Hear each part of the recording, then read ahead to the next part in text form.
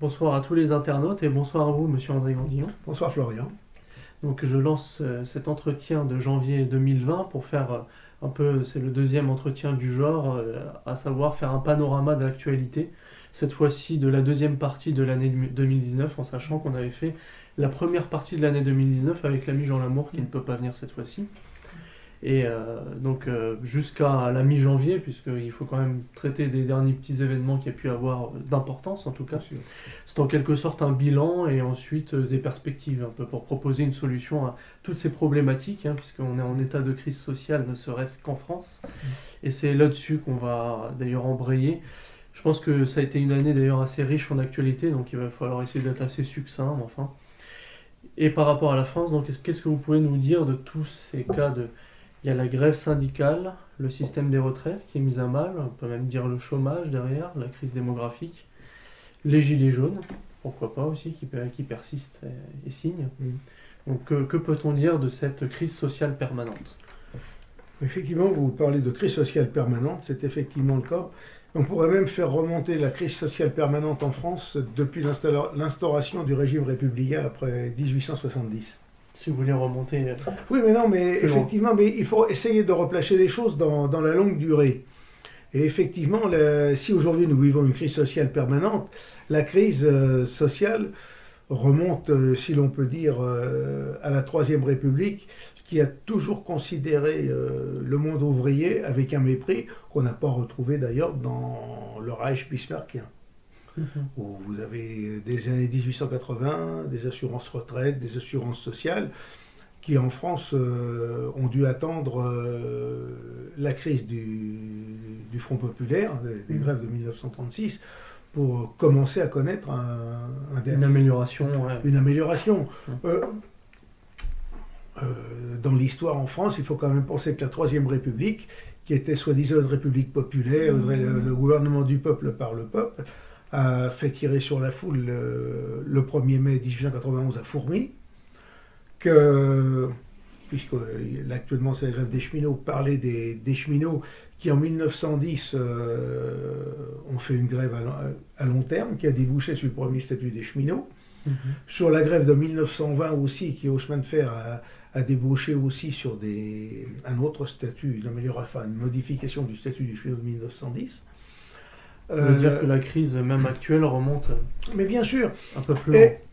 Il faut dire que cette Troisième République, et la République en général, n'a jamais été du côté du peuple, en ce sens qu'elle n'a jamais tenu compte des desiderata et des demandes des classes laborieuses, des classes ouvrières, si l'on peut dire, puisque classes laborieuses, même les riches sont laborieux en ce sens qu'ils travaillent aussi. Mais c'est un héritage un peu laissé à la cinquième. Et alors après, effectivement, on va nous dire que tous ces mouvements de grève ont été récupérés par la gauche, par les syndicats de gauche et autres. Et effectivement, mais il faut bien dire que la droite et les nationalistes ont été absents du mouvement syndical la plupart du temps, et que le tout a été récupéré par les syndicats marxistes. Absents, quelquefois chassés peut-être et aussi. Quelquefois chassés aussi, effectivement. Et aujourd'hui, nous vivons un état de crise sociale permanente, car il n'y a jamais eu de système, disons, d'esprit corporatiste qui permette de réunir ensemble les chefs d'entreprise, les patrons, et les ouvriers, le personnel dans un même corps national. Dans un même corps national. Et toutes ces questions-là ont nécessairement créé un conflit une méfiance permanente, donc un conflit qu'on pourrait appeler de classe entre le patron, pour résumer, entre le patronat et le monde des salariés et ouvriers. Oui. Les prolétaires en ce sens que les gens n'avaient que leur force de travail et ce qu'ils avaient sur le dos pour vivre, c'est ça à l'origine le mot prolétaire. Et effectivement, et aujourd'hui, nous nous retrouvons dans une situation comparable. Alors effectivement, à travers les ans, vous avez eu au fil des grèves nombre d'avantages, de droits qui ont été reconnus aux salariés, aux ouvriers, aux employés et autres. Mais il se trouve qu'aujourd'hui, de la manière dont les choses se passent, on ne peut que comprendre la réaction des personnels à statut qui se sentent légitimement spoliés de ce qu'ils ont. Et actuellement, il faut bien voir la perversité de la situation, en ce sens que la presse stigmatise ces gens à statut, monte une partie de la population active contre ces gens à statut en les désignant comme des privilégiés. Mais il faut voir qu'en s'attaquant à ces personnes à statut, c'est à l'ensemble des salariés auxquels le régime politique actuel s'attaque. Oui, ce sera des acquis sociaux qui seront perdus. Alors voilà, alors effectivement, les acquis sociaux. Les acquis sociaux, pourquoi en est-on arrivé à cette situation d'acquis sociaux? Parce que pendant tant d'années, on a dénié, notamment, comme je le disais, sous la Troisième République, on a dénié aux gens, aux Français, de disposer d'assurance sociale, de disposer d'un minimum de sécurité sociale pour qu'ils puissent vivre de manière à peu près stable, qu'aujourd'hui, il y a des avantages qui ont été donnés dans tous les sens, et que s'il est nécessaire remise à plat, elle ne peut pas se faire par le haut, par le pouvoir, mais elle doit se faire dans la concertation générale, dans un travail de discussion, avec un esprit corporatiste, comme la doctrine sociale de l'Église l'enseigne, et comme même quelqu'un comme le comte de Chambord le proposait dans les années 1870-1880, et même comme Napoléon III le proposait. Oui, après ça peut même être Maurras ou... Oui. Ouais. Et même à la limite... Ou le Rerum Novarum. Oui, et même à la limite, on pourrait dire que De Gaulle avait compris le problème, puisqu'il parlait en 67, 68, 69 de participation. Ça relève un petit peu... Ouais, de ce compagnonnage un peu au travail. C'est certes édulcoré la manière dont c'était présenté, mais effectivement, on ne peut s'en sortir dans une société qu'en prenant en compte les intérêts des uns et des autres, les intérêts de l'entreprise elle-même, c'est-à-dire du tout, et l'intérêt des partis, qui sont les salariés, qui est le personnel. Aujourd'hui, ce n'est pas le cas. Et il faut voir que la réforme des retraites, enfin je dis réforme, ouais, c'est comme ça qu'ils l'appellent. Qu'ils l'appellent comme ça, mais vous savez, aujourd'hui en France, le mot réforme est plutôt devenu non pas synonyme de progrès, mais de régression. Donc, entendu en ce sens, le système de réforme des retraites proposé par Macron et ses séides, bien, nous savons très bien que ça va aboutir à une diminution du montant des retraites et à une paupérisation croissante des gens. Alors, il faut peut-être expliquer pourquoi. Parce que le dire...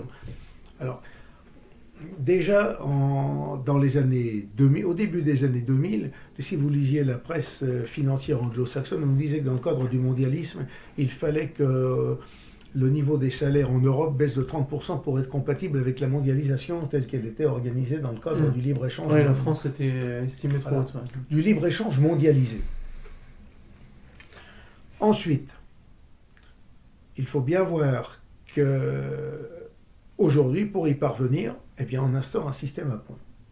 Alors, ce système à points, qui est soi-disant un système universel, doit s'entendre de telle manière que, jusqu'à présent, aujourd'hui, les gens partaient du privé, au moins, partaient sur leurs 25 dernières années de cotisation, les meilleures. Lorsque vous allez instaurer le système à points, ce ne seront pas les 25 dernières années, ça vont être 40 ans, 41 ans de carrière. Or, chacun d'entre nous sait très bien que lorsqu'il commence sa vie active, il gagne relativement peu.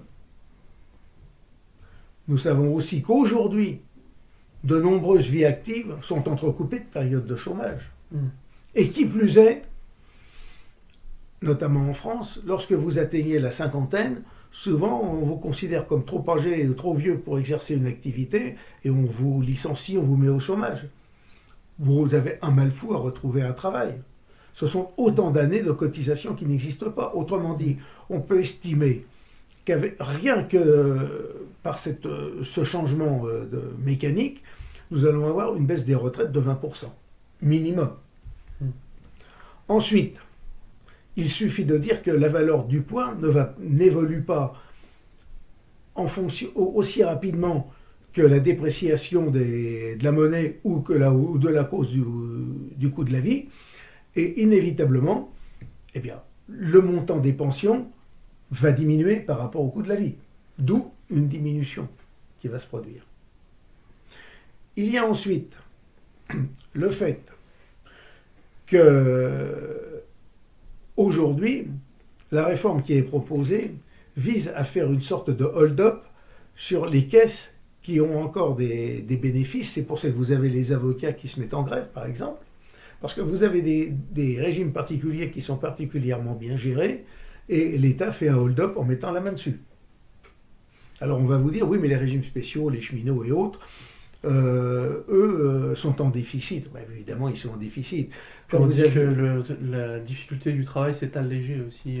Oui, mais surtout, au chemin de fer, aujourd'hui, vous avez 170 000, 180, au maximum 180 000 personnels, mais vous avez au moins 300 ou 400 000 retraités, parce que, évidemment, avec le temps, et la réduction du réseau ferroviaire et de la destruction du système ferroviaire français, vous avez de moins en moins de personnel. Donc, effectivement, vous avez des régimes mécaniquement en déficit.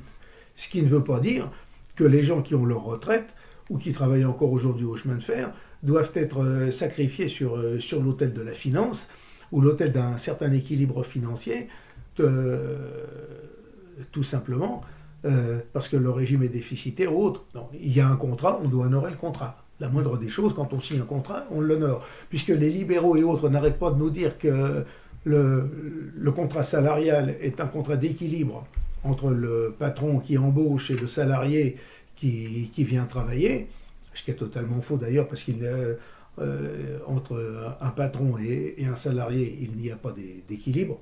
C'est bien le patron qui l'emporte sur le salarié et qui lui impose ses conditions. Eh bien, aujourd'hui, vous ne pouvez pas considérer, disons, rompre un contrat de travail de cette manière.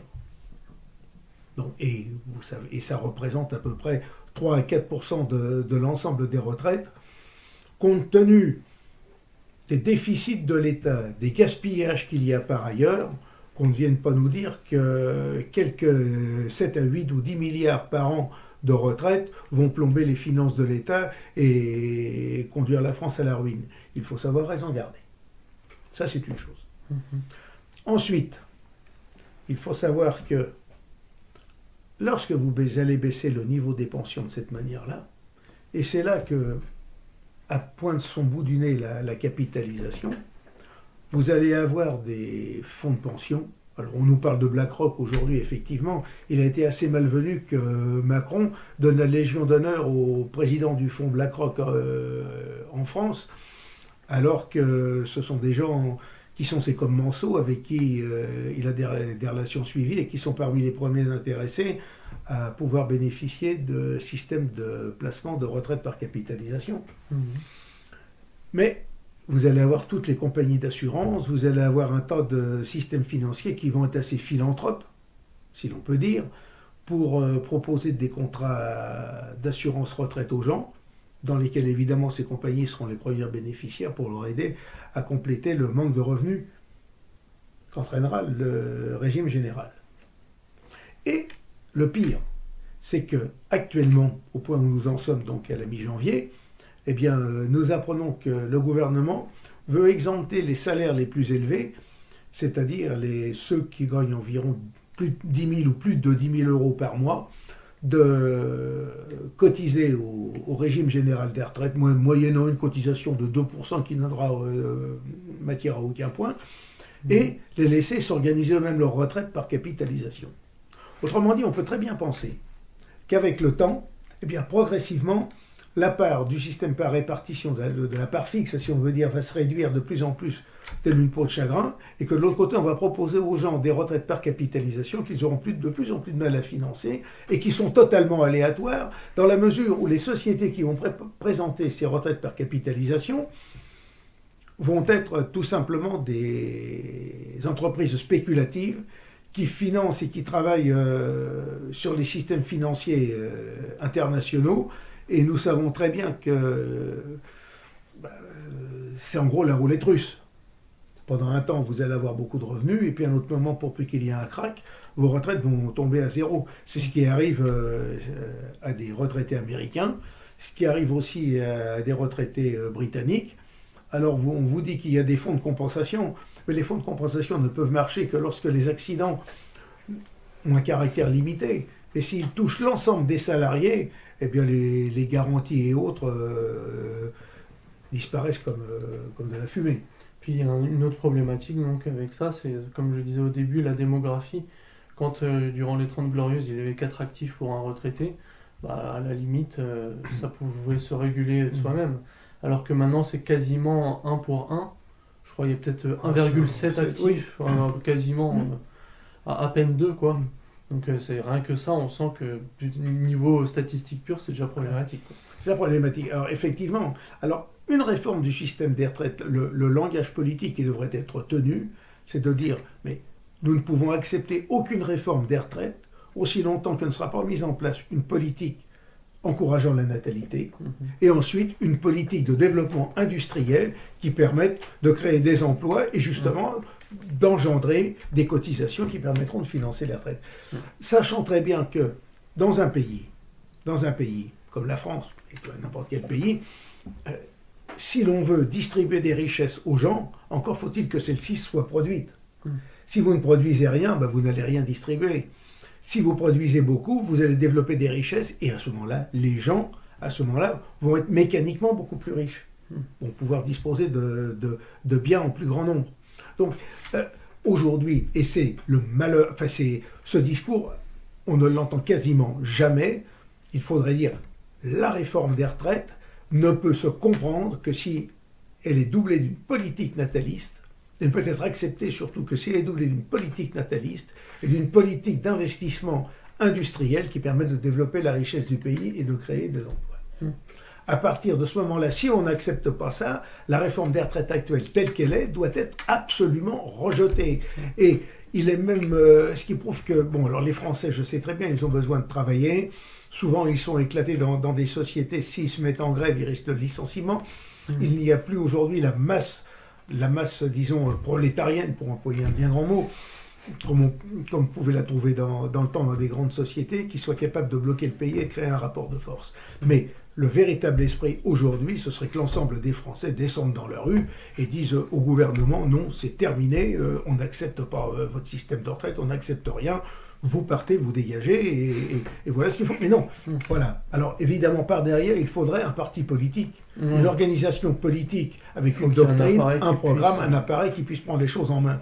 Aujourd'hui, il n'existe pas et le gouvernement, finalement, gagne par défaut. Oui, c'est ça, il n'y a rien en face. Et voilà. Et même si eux ne valent pas grand-chose. Alors par contre, ils ont leur solution miracle au système des retraites, c'est quand même d'ouvrir les frontières pour qu'un maximum de jeunes Mamadou viennent travailler.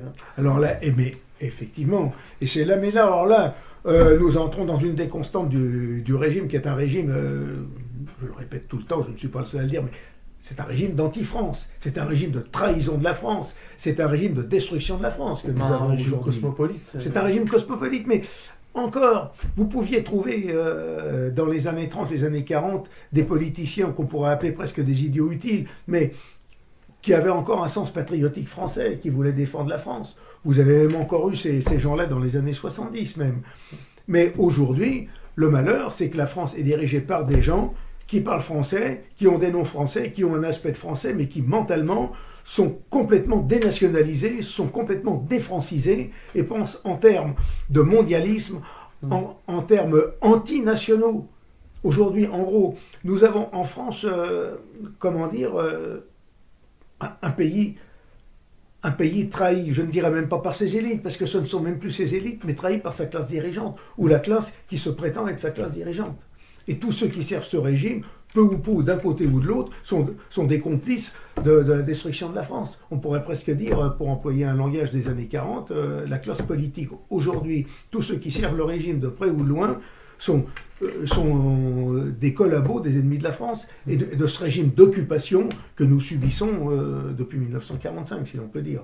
Alors, pour être juste, la France est occupée depuis 1940. Mais en 1944 et 1945, il ne faut pas se tromper, elle a changé d'occupant. Et pour employer une logique de dialectique hegélienne, les choses allant en s'opposant l'un à l'autre, le concept se développe de lui-même, et comme vous avez à l'origine un régime d'anti-France, ben aujourd'hui il se développe totalement en détruisant, en niant même les racines spécifiques culturelles et historiques de la France. D'ailleurs, vous avez Macron, que dit-il? Il n'y a pas de culture française. Oui, oui. Quand il va à l'étranger, il critique tout notre passé colonial en disant que c'est criminel. Alors que si c'était criminel, par exemple en Algérie, au lieu d'avoir aujourd'hui, comme quand on est parti, il y avait 9 millions d'Algériens, alors qu'il n'y en avait même pas 1 million quand on est arrivé, il aurait dû en rester zéro. Et aujourd'hui, il ne devrait même pas être 40 millions, je veux dire. Donc c'est un non-sens total. C'est une trahison, c'est quelque chose de criminel. Et en plus, après pour terminer un peu aussi sur la grève, j'allais dire, est-ce que c'est aussi radical que les gilets jaunes? Parce qu'au moment, ils ne se font pas prendre des balles dans les yeux. Et en plus, ils sont de mèche avec les syndicats, qui sont de mèche généralement avec l'État. Il y a plus ou moins des négociations entre les deux structures, ce qui fait que c'est une révolte tempérée, quoi. Le gros problème, c'est que les syndicats, comme les partis politiques d'ailleurs, ont un fonds de commerce. Bon, les syndicats comme la CGT et autres ont un fonds de commerce, c'est-à-dire l'opposition systématique par rapport au régime, mais ils ont une participation quand même dans le régime, puisque les syndicats vivent en partie de subventions de l'État, et ils participent aussi à la gestion de certaines caisses de retraite complémentaires, l'ARGIC, l'ARCO et autres.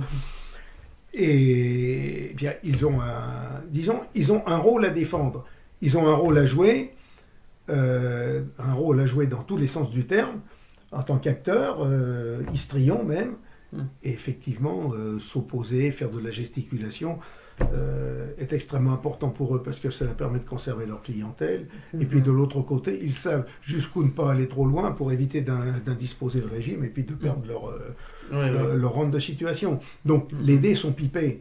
Ce qu'il nous faudrait en France, ce sont des syndicats nationalistes et sociaux qui, eux, tiennent un langage national, un langage social, et mettent les points sur la table, expliquent les choses clairement, combattent les syndicats marxistes, les syndicats de l'UDLECAS, qui aujourd'hui, les syndicats marxistes d'ailleurs, par la mécanique de l'immigration, deviennent de plus en plus des syndicats dont les adhérents sont plus des immigrés que des naturels français. Voilà, il nous faudrait des syndicats nationalistes et sociaux. Et en plus, il y a certains marxistes limite qui ont cette critique de dire, parce que c'est les jeunes Mamadou dont je parlais tout à l'heure, finalement, est-ce qu'ils ne sont pas, entre guillemets, exploités par le capital? Mais ces gens-là sont eux-mêmes parmi les premières victimes du capital, en ce sens qu'on les a déracinés de leur pays, on les fait venir dans d'autres qui ne sont pas les leurs, ils sont eux-mêmes déracinés ici, ils cherchent à s'installer, à vivre sans se renier. On ne va pas leur reprocher de ne pas se renier, je veux dire, puisque nous voulons rester français. Mais ces gens-là, effectivement, sont des victimes et ils sont instrumentalisés par le système, et évidemment par les syndicats chez lesquels ils recrutent nombre de leurs troupes. D'ailleurs, l'autre jour, je voyais à la télévision Martinez de la CGT flanqué de deux grands nègres, de deux grands noirs. Fait exprès ou pas fait exprès, mais je pense que beaucoup d'envoyer un message de France, beaucoup de naturels français ont dû se demander on est où nous? Oui. Donc voilà où en sont les syndicats. Et ce que je voudrais rappeler ici, c'est que des syndicats nationalistes, il en a existé, notamment dans les arts, très peu.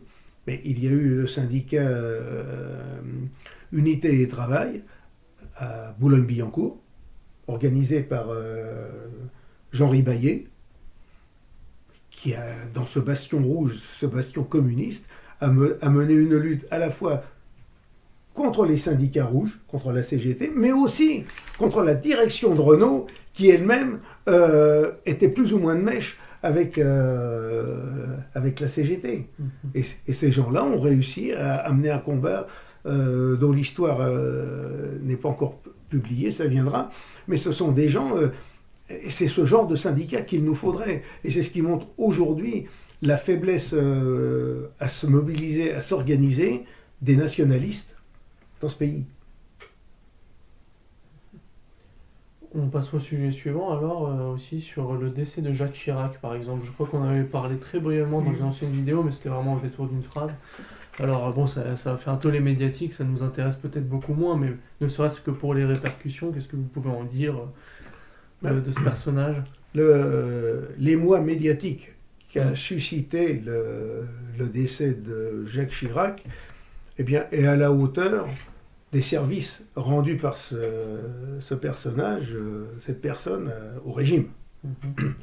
Parce que Jacques Chirac a quand même été quelqu'un qui a participé au déclin de la France et à la dénationalisation de la France. Malgré quelques vernis, Oui. de remettre un peu de francophonie dans la radio, des trucs comme ça, quoi. Oui, mais là, c'est du saupoudrage. C'est du saupoudrage. Mais c'est quand même quelqu'un qui, il ne faut pas l'oublier, qui a signé la loi sur le regroupement familial. Ouais. C'est quelqu'un qui a co-signé la loi Veil Mhm. Sur l'avortement. sur l'avortement. C'est quelqu'un qui, même s'il a dit qu'il y avait des odeurs bizarres dans certains escaliers, Il a fait le musée de l'immigration et ça avait été il inauguré. a fait le musée de l'immigration. Il a toujours dit que son principal ennemi c'était l'extrême droite, au lieu de dire que c'était d'abord, disons, la marxisation, la gauchisation de la France. Ouais.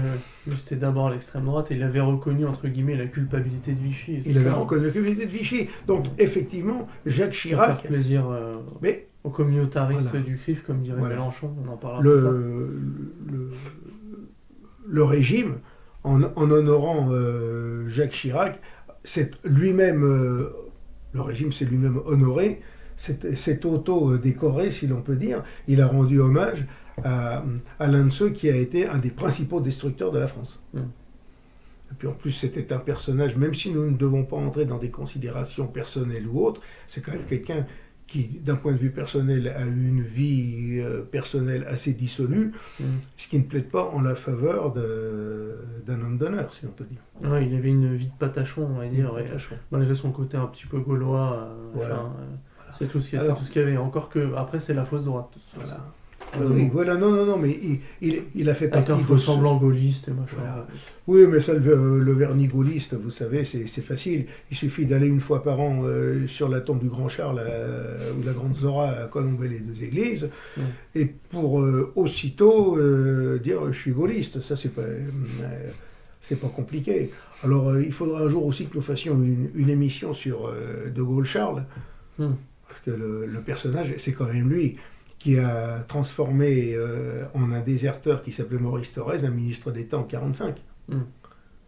Voilà, il ne faut pas oublier que c'est lui qui s'est appuyé sur les communistes pour instaurer son pouvoir en 1944-1945. En fait, il s'est appuyé sur toutes les forces que Vichy avait rejetées, donc communisme, Voilà. donc franc-maçonnerie. Alors on peut dire qu'effectivement, De Gaulle avait certainement une idée de la France, était certainement un patriote français. Il avait était un d'abord- héritage maurassien par les parents, Oui, par le mais père. De Gaulle était surtout, avant tout, un patriote gaulliste. Donc il a tout sacrifié À son égoïsme. personnage, à son égoïsme, à son image et à son ascension politique. Donc à partir de là, vous pouvez avoir toutes les idées que vous voulez, vous êtes un personnage nuisible. Mm. Voilà. Mais peut-être était-ce l'air du temps. Peut-être était-ce l'air du temps. Ouais, pour plaider en sa faveur.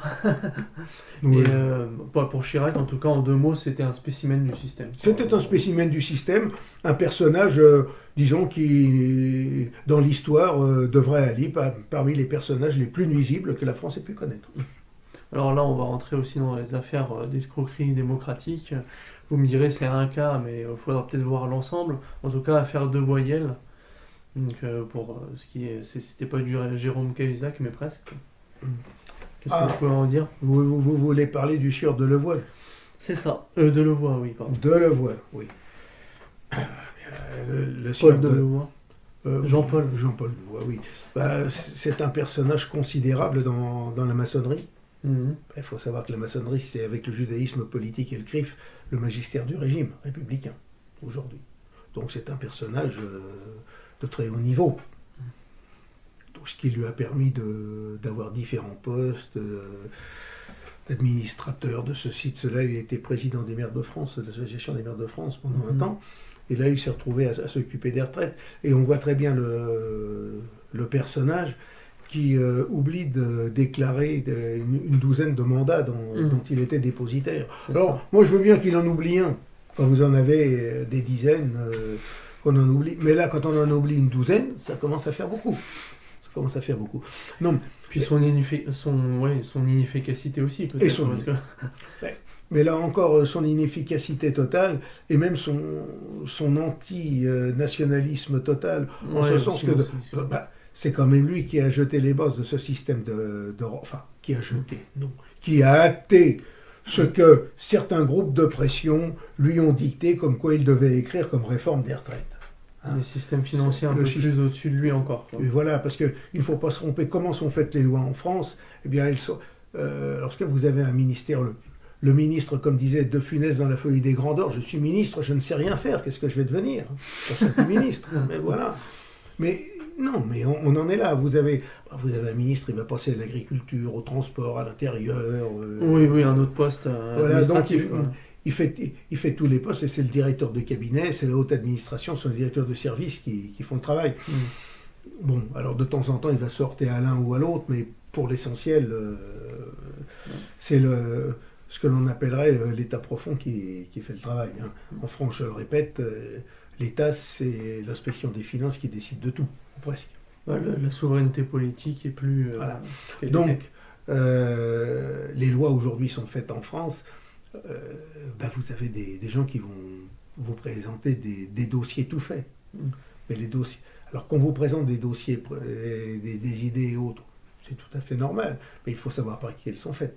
Si elles sont faites par des groupes de pression, par des groupes d'intérêt qui vous amènent des choses toutes faites, nécessairement, l'intérêt national n'y est pas. L'intérêt commun, le bien commun n'y est pas, c'est l'intérêt particulier qui l'emporte.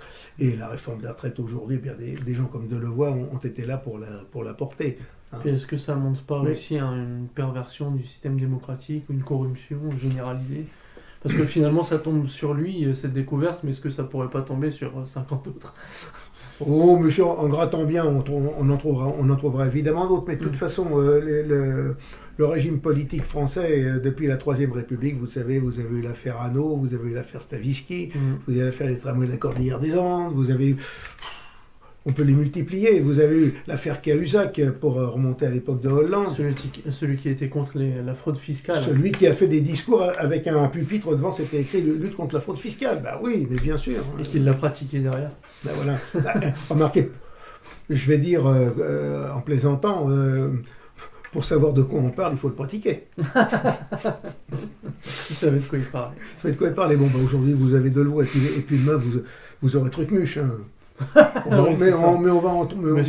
On en trouve. Et on peut même se demander dans quelle mesure, à la suite de bien d'autres, comment l'actuel locataire de l'Élysée n'est-il pas lui-même l'homme de main de certains groupes d'intérêt. Oui, c'est vrai. On va d'ailleurs avec quelques autres sujets, je pense qu'on va pouvoir un petit peu détailler la chose. Hein. Non, ce qu'il nous faut, c'est un régime national. C'est un régime fondé sur le bien commun national et l'intérêt national. Et effectivement, même si aujourd'hui le cadre n'y est pas, les conditions n'y sont pas, effectivement, quand vous avez un roi qui gouverne, il va gouverner dans l'intérêt de son pays, parce que finalement, c'est son patrimoine, il est le dépositaire d'un héritage, il doit le transmettre. Et comme on disait, si la branche sur laquelle on est assis, c'est assez périlleux. C'est assez périlleux, ben voilà, donc effectivement. Alors maintenant, effectivement, le roi dont nous parlons, c'est pas une potiche. C'est un roi qui règne et gouverne. Et en France, le roi qui règne et gouverne, il est couronné à Saint-Denis, il est couronné à Reims. Bon, aujourd'hui, mon propos est totalement incongru, puisque plus personne ne croit à rien, plus personne ne sait, beaucoup de gens ne savent même plus ce que c'est que le christianisme. Et puis, toucher les écrouelles ou autre, ça relève de la plus grossière superstition. Puis après, quand on parle de roi, ça peut être aussi un chef d'État, quoi. Mais ça peut être un chef d'État. Façon Il de y a d'autres parler. moyens d'organiser. Sous forme, on pourrait imaginer une sorte de conclave qui nomme le chef d'État. De ce point de vue-là, peut-être que nous y reviendrons plus tard, mais le système mis en place en Iran par la République islamique est tout à fait cohérent, en ce sens que vous avez le Haut Conseil de la Mais Révolution. c'est repris de l'organisation des conclaves de cardinaux, un peu, Et bien ouais. voilà, vous avez le Haut Conseil de la Révolution qui propose un chef enfin, Ça n'empêche pas d'avoir Vatican II, des fois, mais... mais en revanche, c'est vrai que c'est un bon système d'organisation, et même un certain chancelier l'avait récupéré, je me souviens, à un moment donné, il l'avait proposé. Oui. Un conclave pour remplacer le chef mais, à partir du parti. oui, mais c'est quelque chose qui... Alors on peut penser les différentes formules de ce conclave, si on peut dire, mais ça me paraît, à partir du moment où une société qui ne croit plus au droit divin, ça me paraît être une solution tout à fait logique et irrationnelle. Mais à condition quand même de rétablir dans l'esprit du peuple la notion de sacré et de transcendance. Aussi Et la vraie, bien sûr. Et la vraie, évidemment. Bon, de toute façon, si elle n'est pas vraie à un moment ou à un autre, elle va se déliter, ça ne va pas durer longtemps. Ouais, il faut que ça vive vraiment dans le cœur des gens. Voilà. Alors, sujet suivant, et après d'ailleurs ces choses-là on en traitera un petit peu plus conséquemment, mais voilà le thème des quotas d'immigration maintenant aussi. Et j'allais dire qu'il peut aller de pair un peu avec l'islamisation, puisqu'elle est de plus en plus prenante. On la voit, il y a des manifestations contre l'islamophobie, et ceci, cela, où limite la communauté musulmane commence à prendre son indépendance finalement, et un peu... elle arrive à organiser ses propres groupements, il y a l'émergence d'une petite classe moyenne, ceci, cela, et c'est vrai que ça va prendre en compte... parce que peut-être si on revient à 30-40 ans en arrière, il n'y avait pas du tout ça, Non. ça c'est sûr. À partir du moment où vous avez une minorité qui devient importante, eh bien les gens se reconnaissent entre eux et s'organisent, C'est inévitablement. aussi bête que ça. À partir du moment où vous avez des gens comme les musulmans qui se réfèrent à un système politico-religieux, parce que l'islam c'est à la fois...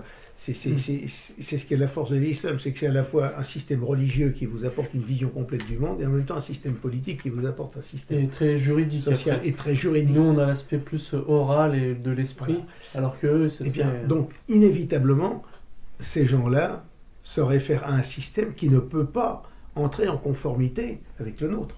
Avec un système Enfin, le nôtre qui soit laïcard. qui soit l'écart ou autre, mais qui est quand même d'inspiration chrétienne, qu'on le veuille ou non. Qu'on le veuille ou non, les lois que nous avons aujourd'hui ont un socle, un fondement catholique, un fondement chrétien. Ne serait-ce que par un héritage millénaire. Et par un héritage millénaire. D'ailleurs, c'était Jules Ferry quand on lui disait en 1886, quand il a instauré l'école obligatoire et l'école laïque obligatoire, il y a un qui lui a posé la question, mais quelle morale allez-vous enseigner dans l'Église ? Dans l'école. Dans l'école, je veux dire, dans l'école. Eh bien, Jules Ferry avait répondu, mais la morale de toujours, la morale de nos pères, la morale qui a toujours été la nôtre en France.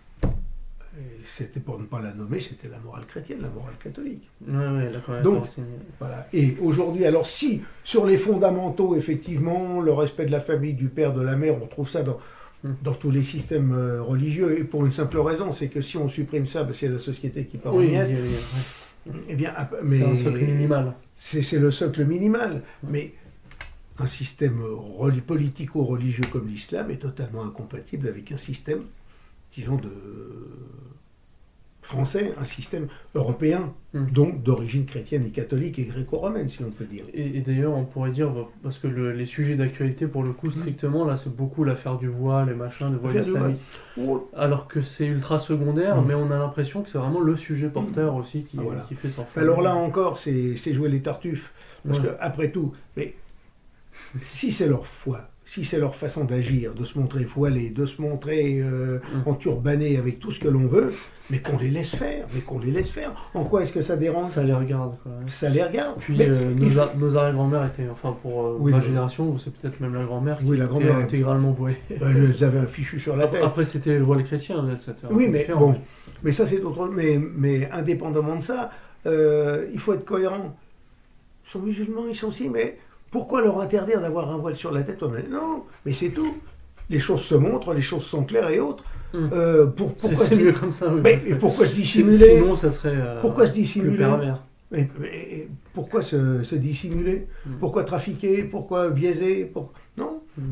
Alors, par contre... Et surtout que s'ils le font chez eux, on s'en fiche, quoi. Et voilà.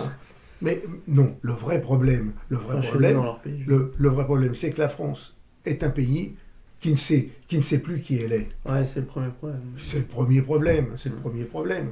Si nous savions qui nous sommes, eh bien, automatiquement, le catholicisme serait religion d'État, et les autres religions qui viendraient, eh bien, elles seraient à quelle source, si je puis dire, elles seraient mangées. Mais oui, j'accepterais, et c'est tout, la règle catholicisme, religion d'État, interdiction des abattages rituels, de ceci, de cela. Si la loi française, vous en voulez pas, ben, vous partez. Vous vous révoltez, on vous met à la porte. Mais non, mais les choses doivent être claires. Alors aujourd'hui, dire, la France est laïque, ceci, cela. Alors ça va marcher sur 5%, sur 10% des gens. Mais les autres, ça ne marchera pas. Et j'avoue franchement que si j'étais musulman, je dirais, mais pourquoi est-ce qu'on va m'interdire de pratiquer ma religion? Donc, puis la laïcité, on en parlait un peu en antenne, de dire, ces gens, ils ont la foi en quelque chose qui n'est pas religieux, quoi. Enfin, c'est un peu bizarre. Ah ben voilà, oui. Il y a un acte de foi dans quelque chose qui n'est pas spirituel, quoi. Mais de toute façon, il y a une structure de l'intelligence humaine qui fait que les gens ont toujours des points de repère non négociables. Ouais. C'est presque obligatoire à toute société. Ont une représentation du monde qu'ils essayent de se donner cohérente. Et la question qui se pose ensuite, c'est de savoir quelle est la véritable représentation cohérente, celle qui a une cohérence indestructible, et puis les autres qui sont des cohérences de pacotille, des cohérences artificielles, et qui sont prêtes à se détruire à la première occasion. Et aujourd'hui, eh bien, avec la société laïcarde que nous avons aujourd'hui, il ne faut pas se leurrer, c'est une société anti-française parce qu'anti-chrétienne et anti-catholique. Et ensuite, c'est une société de mensonges, dans la mesure où on vit sur une sorte de leurre, en plaçant la laïcité, comme l'ont dit certains, comme grammaire des religions. Donc, autrement dit, on place au-dessus des religions, ce qu'on appelle grammaire des religions, c'est en gros, c'est la raison humaine, l'homme mesure de toutes choses. Les droits de l'homme. Les droits de l'homme, Protagoras, c'est-à-dire que tout doit se discuter auprès de la raison humaine. Mais la raison humaine, nous savons très bien qu'elle se fixe ses propres règles, et au fur et à mesure qu'elle change le contenu de ses propres règles, elle change elle-même ses règles. Donc c'est quelque chose de totalement instable, de totalement subjectif. Non mais il faut voir les choses de cette manière-là. Et aujourd'hui, c'est pour ça que l'islam, qui a une foi, une conscience d'avoir sa cohérence et sa vérité, avance sans difficulté, puisqu'en face, il n'y a rien d'équivalent. Il n'y a que des gens qui disent vous avez le droit d'exister pour autant que oui, non. Vous respectez les autres. Et vous respectez les autres, oui, moi je respecte les autres. Vous savez, je serais musulman, je respecterais les autres avec un système de hiérarchisation communautaire. Moi, je suis le chef, et puis vous êtes en dessous et vous me payez un impôt pour pouvoir exister. Ouais, ça c'est la mentalité islamique. Et c'est la mentalité, mais c'est mieux encore, c'est le système de toute société multiethnique. Toute société multiethnique fonctionne avec une hiérarchisation communautaire. Le système des castes en Inde, c'est pas autre chose. Oui. Si on veut un système égalitariste à un moment ou un autre, où c'est la guerre civile, avec 20 victoires d'un groupe sur un autre, et éventuellement partition du territoire, ce qui s'est passé en Inde d'ailleurs avec l'Inde, l'Empire indien. Vous avez eu les Pakistanais, donc les musulmans d'un côté, et de l'autre côté le bloc hindou, même si tout n'a pas été éclairci à 100%, vous avez encore pas mal de musulmans en Inde et des hindous en Pakistan. Et, ou alors, eh bien, vous avez une hiérarchisation communautaire. Il faut voir les choses, ce sont des schémas simples, prouvés par l'expérience de l'histoire et qui peuvent s'expliquer d'une manière logique, et que chez nous, personne ne veut aborder. Personne ne veut aborder alors qu'elle est en plus encore plus ou moins effective, hein. Les marxistes adorent plancher là-dessus, mal blanc cisgenre, machin. Et c'est vrai que quelque part c'est quand même normal que les blancs soient encore plus généralement dans des hautes classes en France, en sachant que c'est un pays qui a 2000 ans d'histoire en ce sens, quoi. Et de toute façon, Enfin, et plus. chaque peuple a son pays, chaque peuple a son territoire. Nous, bon, le monde musulman, si on peut, c'est l'Arabie, c'est à la limite l'Afrique du Nord, quoique c'est un monde berbérophone. Et puis nous, nous sommes des Européens de civilisation chrétienne, indo-européenne, gréco-latine, et notre territoire à nous, c'est la France, c'est l'Allemagne, c'est l'Europe. Et si on nous enlève notre territoire, que nous reste-t-il? On n'a rien. Oui, donc on est chez nous ici, on doit être maître chez nous. Et c'est Meir Habib qui disait les Juifs n'ont qu'un seul État, c'est Israël, si vous le retirez, on n'a plus rien. Et il disait ça à des députés français, on avait envie de lui répondre, et les Français, ils ont 2000 pays dans le monde entier, enfin c'est pareil.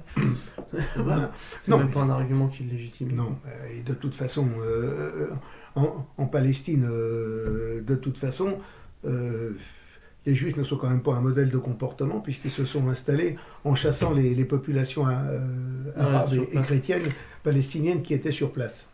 Bon, alors je veux bien qu'ils aient voulu recréer des communautés, s'installer s'il y avait des terres de libre et autres, c'est autre chose, mais la manière de procéder, c'est exactement ce qu'ils reprochent à d'autres peuples et à d'autres gouvernements d'avoir fait dans leur histoire. C'est ça.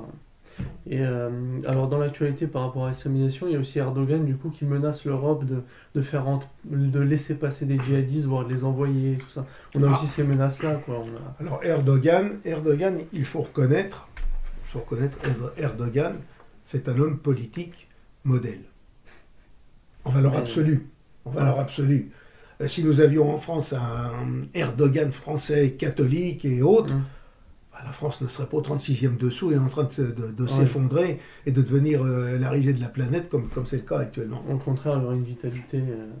Elle aurait une vitalité extraordinaire. Alors Erdogan a très bien compris une chose, c'est que la Turquie est un pays qui se développe, qui se augmente en puissance et qui a face à lui des dirigeants européens qui sont des lâches, qui sont des médiocres, qui ne savent plus qui ils sont, qui sont vendus... il a compris ça, ouais, c'est vrai. D'ailleurs, il dit la démocratie, c'est un bus, on prend la station, on descend où on veut. On descend. Voilà. Bon. Et de ce point de vue-là, aujourd'hui, face à la médiocrité, la fange politique que l'on a chez nous, que ce soit les Macron, les Merkel, et toute la vermine politique que l'on peut avoir dans cette Union européenne, mais Erdogan, c'est un homme d'État. Et il a très bien compris qu'aujourd'hui, il est venu, si personne ne l'arrête, le temps pour la Turquie, de reconquérir les positions perdues par l'Empire ottoman depuis plus d'un siècle. Et vous savez, la région de Salonique, les îles de la mer Égée, l'Albanie, toutes ces régions-là n'ont été évacuées par la Turquie qu'en 1912. Sur la longue durée, c'est bien peu. C'est vrai. Ça bien remonte pas tant que ça. Voilà. Et lorsque ce que l'on pourrait appeler la marée ottomane s'est retirée, elle a laissé des mares islamiques un petit peu partout en Europe. Et c'est sur ces gens-là sur lesquels s'appuie Erdogan pour avancer. Et en plus, il joue sur du velours, en ce sens qu'aujourd'hui même, les Turcs sont dans des régions d'Europe où jamais même autant des sultans ils n'étaient arrivés. Puisqu'ils sont arrêtés aux portes de Vienne, maintenant ils sont à Brême, ils sont à Hambourg, ils sont à Strasbourg, ils sont en Belgique, au Benelux, ils sont partout. Et Erdogan tient un discours cynique, certes, mais un discours d'homme d'État, un discours d'homme d'État cohérent, en disant aux Turcs vivant en Allemagne, par exemple, vous êtes des Turcs. Vous êtes en Allemagne, prenez tous les postes que vous voulez en Allemagne, mais restez turc et progressivement vous imposerez la loi musulmane, la loi turque en Allemagne. Par les enfants, par les naissances et autres. Mais Erdogan, de ce point de vue-là, nous devons le combattre parce qu'il nous combat. C'est une menace. Mais il faut reconnaître que Erdogan est un homme politique de premier plan, était peut-être actuellement un des seuls chefs d'État qui mérite ce nom et qui mérite le respect sur la planète. Mais après, avec son âge, est-ce qu'il va pouvoir tenir une Alors là, dictature et tout ça? là, c'est autre chose. Là, c'est autre chose. D'un point de vue électoral, il est toujours tributaire des élections, il est toujours Oui, tributaire c'est vrai que la démocratie de l'opinion. Une grande partie on pourrait presque dire presque 50% de la population turque n'est pas vraiment pour le régime, en gros, de frères musulmans que veut mettre en place Erdogan. Oui, parce qu'il y a un héritage laïcard un peu chez eux aussi, ils ont un petit peu de Ah ben tout. vous savez, les Alévis. Les Alévis qui sont une sorte de chiites, enfin, bon, on va pas entrer dans le détail, mais enfin, ce sont des gens qui ont plutôt un côté laïciste, qui sont peut-être parmi les premiers, certains disent ce sont les plus anciens habitants de la Turquie existant actuellement. Les populations venant de la Turquie d'Europe qui sont installées en Asie mineure, qui, elles, n'acceptent pas la vision de type frère musulman que veut imposer Erdogan. Donc, effectivement, il suffit qu'en Turquie, il y ait des problèmes économiques assez importants, que la situation sociale se retourne pour qu'ils perdent les élections. Ça, on n'est jamais à l'abri de rien. Oui. Mais il y a une chose qu'il faut quand même remarquer, c'est que la politique turque, depuis 40 ou 50 ans, même plus d'ailleurs, mais même depuis Atatürk, a toujours la même vision. C'est une vision d'intérêt national, c'est-à-dire renforcer la Turquie, permettre de défendre les intérêts de la Turquie et de faire que la Turquie soit plus forte aujourd'hui qu'elle ne l'était hier. Oui, ça peut faire penser à Richelieu, après, si toute comparaison gardée. Voilà, chose que nous n'avons plus chez nous. Français. Voilà, chose que nous n'avons plus chez nous. On a perdu. Et si vous regardez bien, c'était quand même un régime d'inspiration kémaliste qui, en 1974, a occupé le nord de Chypre. Donc, tout ce qui appartient au monde grec. Voilà. Et aujourd'hui, le gouvernement turc étouffe depuis le traité de Lausanne par le fait que il ne respire pas au-delà de ses côtes, puisque vous avez toutes les îles grecques qui sont à quelques encablures des côtes anatoliennes, des côtes d'Asie mineure. Il voudrait pouvoir étendre tout ça. Aujourd'hui, vous avez la Turquie qui cherche à intimider ceux qui prospectent du gaz et du pétrole au large de Chypre, en négligeant ou en interprétant de manière extensive les conventions internationales. Et là, Erdogan avance de plus en plus, tout simplement parce qu'il sait qu'en face de lui, pour l'instant, il n'y a pas grand monde qui réagit. Alors maintenant, le chantage qu'il nous fait pour l'immigration, oui, les djihadistes, le machin. Que voulez-vous c'est de la stratégie supplémentaire. Qu'il fasse d'autre? Merkel lui a dit, je vous donne de l'argent si vous retenez ceux qui veulent venir chez nous. Enfin, qu'est-ce qu'il fait? Fait monter les enchères. Et puis de l'autre côté, il dit, puis si vous faites pas ce que je veux, moi je ouvre les portes. De par le quémandage qui a été fait par Merkel, eh bien, Erdogan se trouve en position de force. Oui, alors, ça, n'allons pas lui reprocher d'en bénéficier ou d'en tirer profit. Bénéficier de la faiblesse débile. Oui. Ici, c'est pas Erdogan qu'il faut dire « Oh, Erdogan, c'est un ci, c'est un ça ». Non, ce sont nos dirigeants qui sont des bons à rien, des gens qu'il faut virer et nettoyer, c'est tout. Les pires, ce sont... Mais voilà, il ne faut pas se tromper. Comme en 1940 ou 1944, on nous a dit « Ah oui, c'est les affreux collaborateurs, les collabos avec les Allemands et autres qui nous ont amenés là. » Non, c'est salaud, c'est ci, c'est... Non. Les premiers gens à incriminer, c'est les Daladier, les Paul Reynaud, les Léon Blum et autres.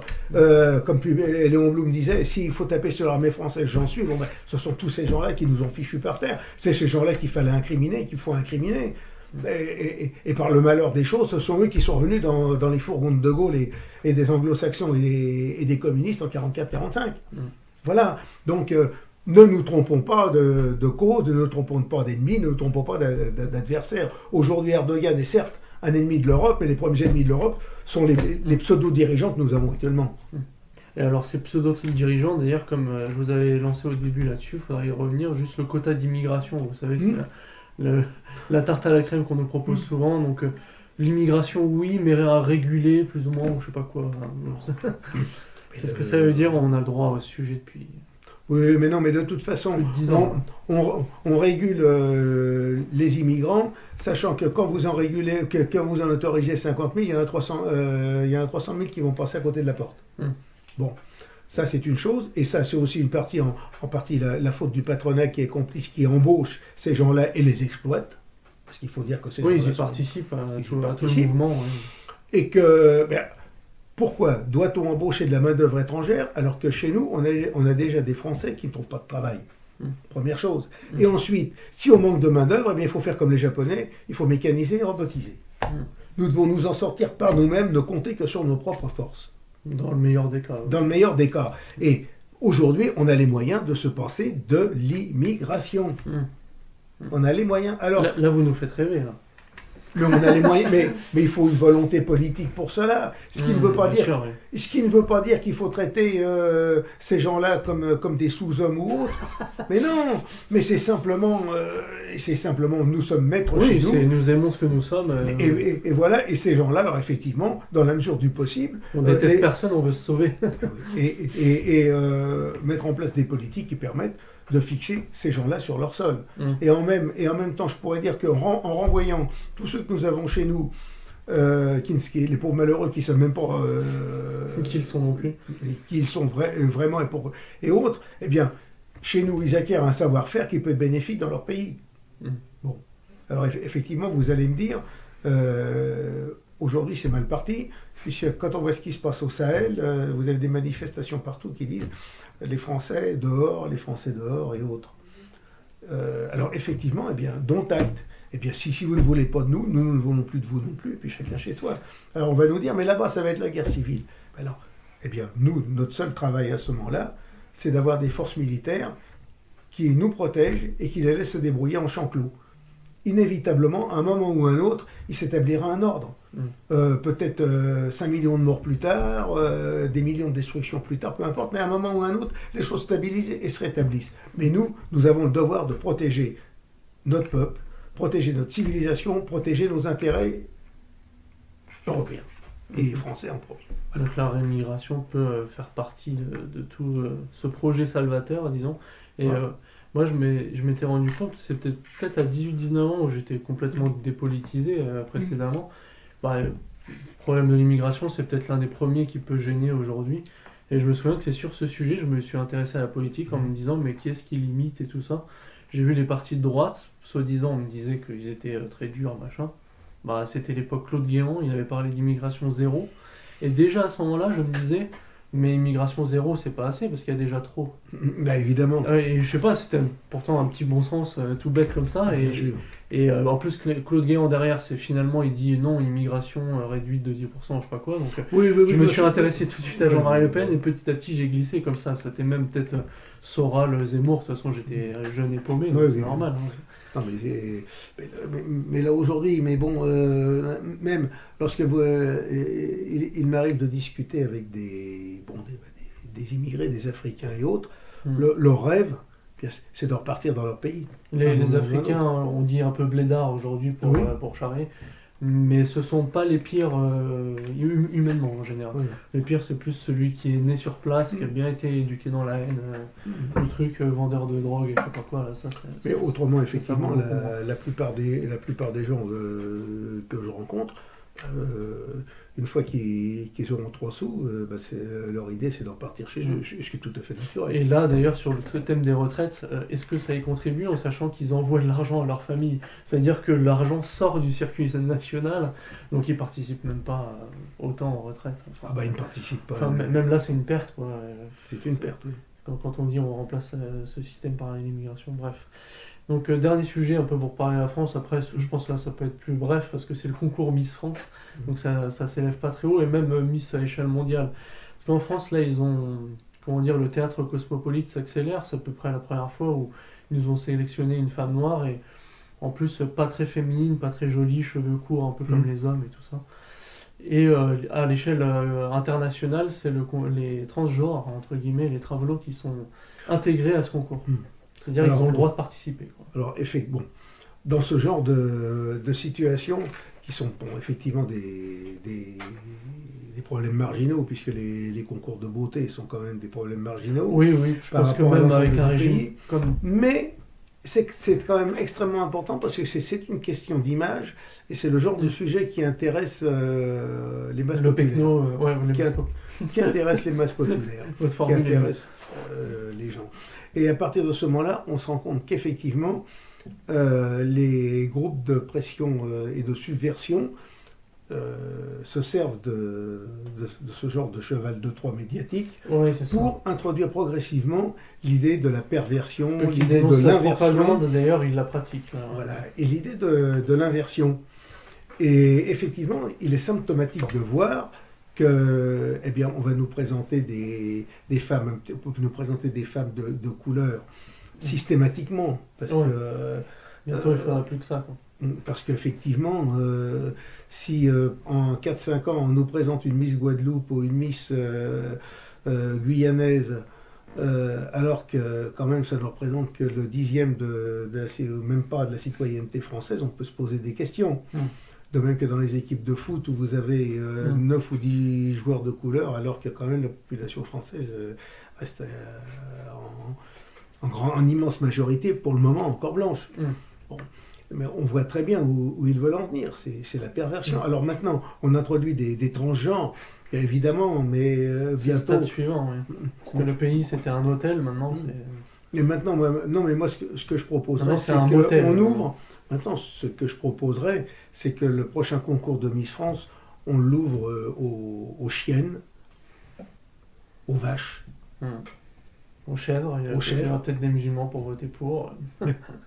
Peut-être, mais non, mais au point où on en est, puisque finalement, certains vous diront qu'il n'y a pas de différence entre l'animal et l'homme et que c'est c'est tout simplement une simple différence de degré d'humanité. LGBT Antenne France, de toute façon, nous propose un triton. Hein. Alors c'est un peu Poséidon de 2020, qui nage comme une sirène dans la piscine. Mais là, nous sommes en pleine subversion. Oui, subversion morale et subjectivisme. Donc, mais voilà, mais ça en participe. Alors, le malheur, c'est que beaucoup de gens vont être surpris la première année, indignés la première année, la deuxième année un peu moins, et puis après, ça va passer dans le courant. Et puis un jour, on va applaudir, je vous dis, à l'élection d'une guenon sortie du zoo de Vincennes. Mais oui. Et dans une vraie France, vous disiez, concours de Miss, en effet, en soi, c'est pas très intéressant, sans doute. Est-ce que dans une vraie France, ça existerait encore on reconnaîtrait que la première dame, plutôt la femme du chef d'État? Dans une vraie France, alors on pourrait avoir effectivement des concours, mais effectivement, dans lesquels un homme est un homme, une femme est une femme, c'est tout. Un État nationaliste, ça ne deviendrait pas un État monastique, ça serait un État dans lequel, au contraire, le plein génie du peuple pourrait s'exprimer, mais dans le bon sens et dans un esprit sain. Voilà, c'est tout. On va aller chercher plus loin. Alors, une nouvelle catégorie, on va quand même rester en France, là, mais de ce que vous appelez judaïsme politique en général, donc un peu question juive qui intervient dans la politique française. Là, déjà, il y a Emmanuel Macron qui, pour la première fois, c'est le premier président qui n'a pas souhaité un joyeux Noël aux Français. Ça a été totalement absent de son activité, c'est incroyable. Et pourtant, il avait fêté à Hanouka le Noël juif 3-4 jours à l'avance, selon la date prévue. Donc là, qu'est-ce que ça vous inspire ça révèle une fois de plus le côté dénationalisé de l'actuel occupant de l'Élysée. Le catholicisme, apparemment, ça ne lui dit rien. En même temps que les dégénérés ne fêtent pas la nativité, peut-être comment ça la salit pas. Pour le reste, je sais qu'il fête une bonne fête de l'Aïd, qu'il est prêt à partager la rupture du jeûne au moment du Ramadan. C'est pas surprenant. La République dans laquelle nous sommes aujourd'hui est une On république. reconnaît tout sauf le christianisme. Est une république en fait, antichrétienne. Il y a de la détestation de soi, en fait. Oui, est une république antichrétienne. Donc, que le chef de l'État, même lorsqu'il y a un mort ou autre, touche simplement le cercueil au lieu de faire un signe de croix, montre tout simplement que c'est un régime qui est français, anti-français. Mais Noël avait été déjà bidonné. En plus, c'est ça qui est bizarre, parce que Il y a déjà des histoires de Papa Noël, de machin. Ils avaient déjà évacué les références Ah chrétiennes. ben, on évacue Alors plutôt maintenant, on évacue dimension carrément. chrétienne. On évacue la dimension chrétienne. Le tout est d'enlever le côté catholique de la France. Et de toute façon, c'est le Grand Orient a toujours été, et les loges ont toujours été contre le christianisme. La Révolution française est une révolution antichrétienne. Il ne faut pas s'étonner qu'aujourd'hui... Comme c'est un héritage direct. Nous en soyons là, non. La réaction de Macron, effectivement, est scandaleuse. Est scandaleuse, mais elle est malheureusement conforme à l'esprit de leur République. Et on se souvient que les synagogues avaient appelé à prier pour la République quand les Gilets jaunes sévissaient les premières semaines, etc. Là, il y avait vraiment une peur des élites, une crise. D'ailleurs, vous savez, un des reproches que Léon Blum a fait au maréchal Pétain, c'est d'avoir voulu rétablir l'Église comme une force centrale de la France. Il l'a dit. C'est vrai, c'est le truc qui l'a dérangé, quoi. C'est la seule chose qui l'a dérangé, autrement pour le reste, il n'avait rien à dire. Non mais c'est ça, il est symptomatique. Ouais, c'est vrai que ça montre tout. Et vous savez, Léon Blum, dans ses discours, lorsqu'il a été, une des premières interventions qu'il a faites lorsqu'il a été président du Conseil en 1936, ça a été de dire qu'il fallait abolir la famille, qu'il fallait abolir la nation. Enfin, c'était un discours totalement subversif et anarchiste. Et auquel on a droit aujourd'hui. Voilà. C'est au plus haut sommet de l'État maintenant. Ouais. Certes, il est revenu un petit peu sur tout ça après 1945, mais bon, il n'empêche que le personnage est là. En tout cas, ça s'est fait dans la grande synagogue de Paris, ça, pour le Nouvel An juif, et même on voit Macron aux côtés de Sarkozy, dans une rencontre tout à fait amicale, ça ne les dérange pas. Alors, on dit que des fois, il déroge un peu, Macron, parce qu'il fait un petit hommage à Pétain, vous savez. Ou encore le rapprochement avec la Russie de Poutine, un peu comme Merkel d'ailleurs. Oui. Enfin là, peut-être qu'ils ont pris en considération d'autres... Le rapprochement avec la Russie de Poutine, il faut bien comprendre que on ne peut pas ignorer la Russie et puis on ne va pas rentrer en guerre avec la Russie. Il est inévitable quand même de prendre en compte la Russie. Que l'on aime ou que l'on n'aime pas la Russie, le réalisme politique... ils ont un problème avec la politique patriotique. Voilà, mais le réalisme politique oblige d'en tenir compte. D'en tenir compte. Et de traiter. D'être traité. Voilà, même si le gros reproche qui est sûrement fait à la Russie, c'est que Poutine va à la messe. Oui, c'est trop ça. C'est comme un certain chancelier allemand payant le denier du culte, ayant des statues de la Vierge dans l'entrée. Oui, non mais c'est sûr. Alors il y a Mélenchon aussi qui a choqué les Juifs avec une sortie, d'ailleurs assez soralienne dans le texte, parce qu'il dit il dénonce les communautaristes du CRIF. Les communautaristes juifs du CRIF. Du CRIF, oui. Et du coup, c'est assez explicite quand même, et forcément, il y a une grosse réaction contre lui.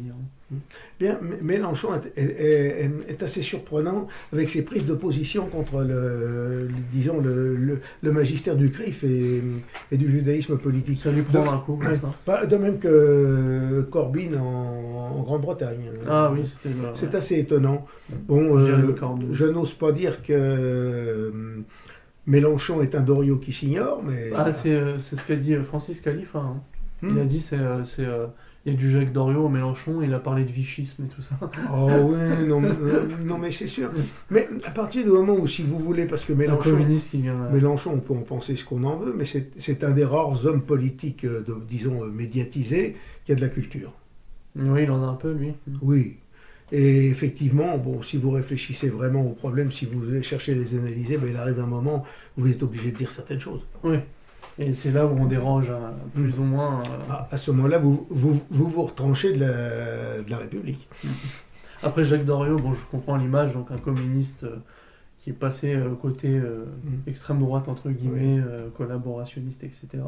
Mais j'ai pas souvenir qu'il tenait des propos sur les Juifs, ça, je sais pas, Jacques Doriot. Parler d'Europe, plutôt. Parler d'Europe, oui. Après, c'est peut-être déjà antisémite de parler d'Aras Arim. L'Assemblée nationale aussi criminalise l'antisionisme comme l'antisémitisme, voulant amalgamer les deux. Oui, alors là... Donc toute critique de l'État d'Israël en tant que tel serait également une critique contre la communauté juive en général. Oui, mais alors là, bah, évidemment, c'est un amalgame très facile à faire, et qui fait bon marché de l'opinion de certains rabbins qui disent que l'État d'Israël n'a pas lieu d'exister. Alors, Ah, ça c'est ouais, la branche orthodoxe. la branche orthodoxe. Alors, mais effectivement, aujourd'hui, le pouvoir juif est tel en France qu'il peut se permettre d'amalgamer les deux pour essayer de museler toute critique vis-à-vis de l'État d'Israël. Mais de toute façon, à partir du moment où l'on sait la puissance magistérielle du judaïsme politique en France, on ne peut pas en être somme toute étonné. Puis, alors je disais aussi que ça, il y a quand même une logique là-dessus. Bon, déjà, c'est une loi qui a un rapport avec la censure. Donc, il y avait eu la loi Avia, il n'y a pas longtemps, sur censure de l'informatique, des réseaux sociaux, les propos de haine, machin. Vous pouvez traduire devant les tribunaux pour ce que vous dites politiquement et tout ça.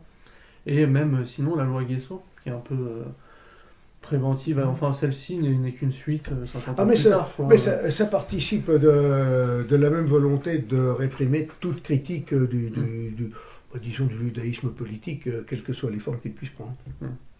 Très bien. Mais en même temps, ces trucs sur les juifs ne disculpent pas aussi tous les boomers, tous les affreux goïms qui oublient ce qu'ils sont, etc., et dont on parlait précédemment. Quoi. Donc sur la famille politique, et puis d'ailleurs commencer sur le Rassemblement national déjà, est-ce qu'ils sont encore de notre famille politique Le Rassemblement national s'éloigne. Je pense que les électeurs, oui, sont plus ou moins des gens de notre famille politique. Ouais. La direction, c'est autre chose.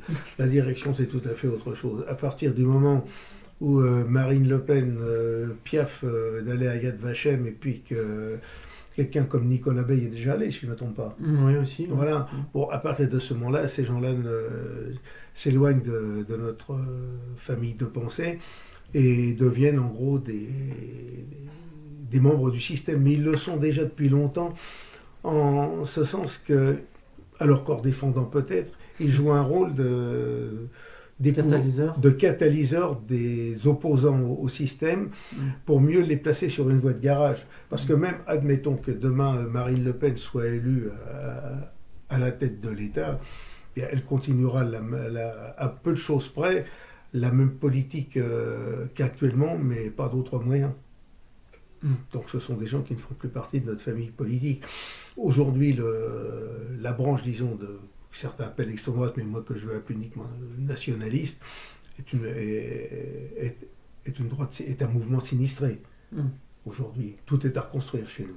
Puis le père, bon, il y a sans doute des critiques à faire, mais il était quand même plus cultivé que la fille qui est complètement dévergondée et un culte. C'est surtout un culte, oui, dévergondé, bon, ça c'est une chose, mais... c'est en dehors du politique. Oui, mais un culte, c'est beaucoup plus grave. Ouais, surtout pour la politique. Puis, n'empêche, pour le Front National Canal Historique, il y a une époque où même militants avaient pu être exposés dans ces stands, quoi. Bien, il fut un temps, à l'époque où le Front National était encore un véritable mouvement nationaliste, militant était l'organe officiel du... Ah oui, même organe officiel, il a été. Dans les années 78-80, ça a rappelé ça. 1970-1980, militant était l'organe officiel du Front National. Et c'est à partir des années 80, lorsque Le Pen a pris un virage libéral, que la rupture a été consommée. Ouais. Mais Militant avait été créé avant le Front National, puisque Militant a été créé en 67, alors que le Front National, lui, date de 72. Oui, ça a quand même un bel historique. Et puis maintenant, le Front National, il est pour le mariage gay, machin, tout ça. Enfin, oui, mais maintenant, ils ont tout accumulé, quoi. Alors, onglet répression, donc ça change pas trop de la question précédente, mais bon, il y a pas mal de gens frappés de prison, sinon d'amende, etc. Donc on a Alain Soral en France, sinon il y a la réquisition contre Rivarol qui s'est élevée jusqu'à 100 000 €. Alors il faut attendre les jugements entre-temps, mais on voit que il commence à être assez dur, y compris même contre Génération Identitaire qui est plutôt philosémite d'ailleurs, mais comme ils défendent l'identité régionale, nationale, européenne, etc., ça dérange. Et voilà, il y a aussi, même à échelle de l'Allemagne, Ursula Verbeck. Ce Haverbeck, oui, qui est condamné malgré son grand âge Ah, c'est ça. à Et, la prison, oui. Bon, de toute façon, on peut penser que d'après la loi du talion, il n'y a, pour et dent pour dent. oui, il n'y a aucune rémission pour tout opposant, disons, au magistère du judaïsme politique. Voilà. Alors, ça montre, c'est pas à l'avantage de ces gens-là, hein, franchement, de condamner des personnes de cet âge-là. Ça, c'est Non. sûr. Ouais. Mais en Allemagne, on dirait qu'ils Au sont. contraire, on encore fait des plus- martyrs. Oui. Mais en Allemagne, on dirait qu'ils sont encore plus durs parce que c'est limite des 18 ans de prison, etc. Ah oui, ah, mais, Pour ceux qui sont révisionnistes, etc. mais dernièrement encore, Angela Merkel a dit qu'il y avait, en quelque sorte, je n'ai plus les termes exacts, mais une repentance perpétuelle des Allemands, que Auschwitz faisait partie de l'identité nationale allemande. Alors ça, c'est formidable. Ça fait partie de l'identité nationale. Oui, carrément. oui, oui, oui. Alors donc, à partir du moment où vous en êtes là, Oui, ça fait. Ouais. Credo in unum Shoah. exactement, oui, oui. Non, mais là, on tombe Dans le religieux, mais. dans le un peu, religieux un et peu dans un extrémisme absurde. Un extrémisme absurde, et même qui C'est va à intemporel l'encontre, en plus. et qui même, à mon sens, va à l'encontre du but recherché, parce qu'à la fin, les gens vont se dire, mais on va où? Voilà. Après, justement, les thèmes géopolitiques ou du moins d'actualité étrangère, si on peut parler, il y a par exemple le contexte malien où les militaires français récemment ont trouvé la mort, donc ça a fait un peu de bruit, mais on sait que. Je crois qu'on a même parlé, genre en 2015, un peu de ça, donc comme quoi c'est redondant. Oui. Bon, à partir du moment, bon, il faut dire que dans la zone sahélienne, il y a des constantes historiques. Vous avez au nord, bon, la zone du Sahara, vous avez les Touaregs, qui sont d'ailleurs un peuple extrêmement atomisé en tribus, en familles et autres, qui ont toujours eu un pouvoir dominant sur les populations noires qui se trouvaient à la hauteur du fleuve Niger et au sud du fleuve Niger. Bon. Vous avez eu toujours les nomades Peuls qui ont nomadisé, en gros, on peut dire quasiment entre la Mauritanie et le Soudan, le Nil, enfin le Nigeria et le Tchad, là, et avec des conflits avec les autres populations noires qui étaient là. Alors vous avez eu toutes ces luttes-là qui ont duré pendant des siècles de temps immémoriaux. Vous avez eu d'ailleurs les djihad de Ousmane Dan Fodio, de El Hadj Omar, qui ont islamisé toutes ces régions-là et créé des lamidas, des émirats musulmans, même aujourd'hui dans le nord du Nigeria, où se développe d'ailleurs le fameux secte Boko Haram. Et donc, vous avez ce substrat. La colonisation est venue, nous sommes venus, nous avons en quelque sorte stabilisé, figé la situation. Lorsque l'indépendance est venue, on a, contrairement à la demande des Touaregs qui demandaient l'indépendance, notamment au Mali, vis-à-vis des populations noires du sud du fleuve Niger, ils ont été intégrés à l'État malien, mais sous autorité des Noirs, ce qui était contraire à leur histoire et puis à ce qu'ils sont. Donc vous avez déjà là créé des problèmes de base qui ont fait que régulièrement, de manière récurrente, vous avez des problèmes ethniques et de guerre qui ont surgi. Bon. Et ensuite, il est arrivé une chose, c'est qu'un certain Sarkozy a eu la malencontreuse idée de renverser Kadhafi, soi-disant comme toujours pour des droits de l'homme, des choses comme ça. En réalité, on sait plus ou moins aujourd'hui qu'il avait surtout à cacher des preuves concernant le financement de sa campagne. On attend la suite des affaires, mais bon, les soupçons sont quand même énormes. C'est vrai que même contre Saddam Hussein, c'était droit de l'homme, 2, c'est Hitler. Voilà. C'est vrai, Et à partir de ce moment-là, on a déstabilisé tout le sud saharien, toute la bande sahélienne, qui a permis la reprise des guérillas touaregs et l'installation de katibas islamistes. qui ne sont pas très très nombreuses, mais qui seulement arrivent à fédérer du monde et qui savent jouer des rivalités ethniques séculaires pour se développer. Alors vous avez donc toute cette bande qui va en gros, allez, j'élargis de l'Atlantique au Tchad, donc c'est une bande énorme qui est totalement déstabilisée. Et à partir de ce moment-là, aujourd'hui, c'est pas avec quelques milliers de soldats français, que vous allez pouvoir stabiliser le pays. Vous ne pouvez pas. Actuellement, les soldats français font un travail extraordinaire, certes, mais c'est un travail de Sisyphe. C'est un travail de Sisyphe. Vous évitez telle coagulation d'islamistes à tel endroit, mais vous allez en développer d'autres ailleurs.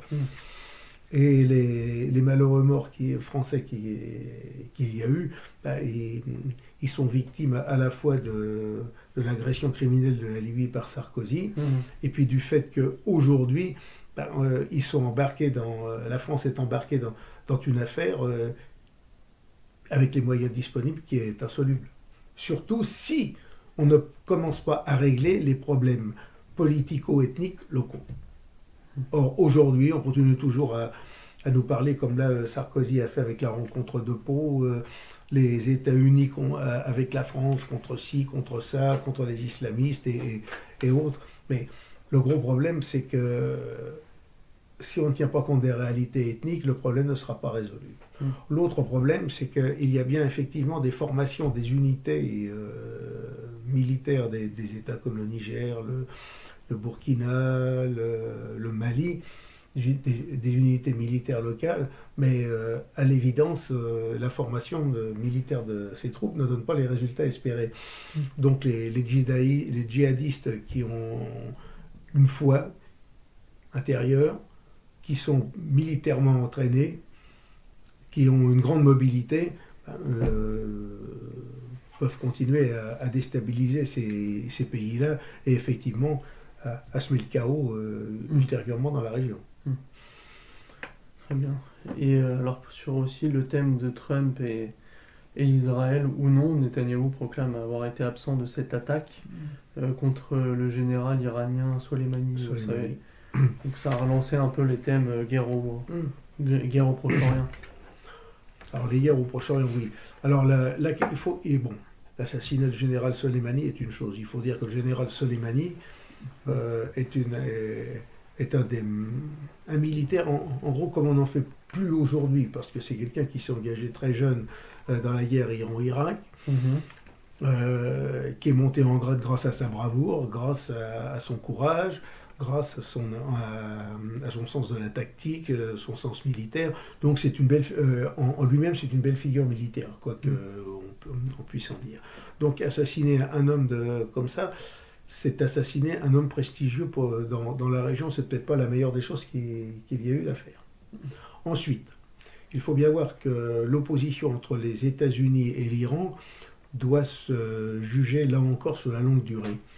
Et il faut remonter à Mossadegh, en 1953, quand le docteur Mossadegh a été déposé à l'époque par les Britanniques, tout simplement parce qu'il voulait nationaliser le pétrole iranien et empêcher les compagnies étrangères de les mettre en coupe réglée.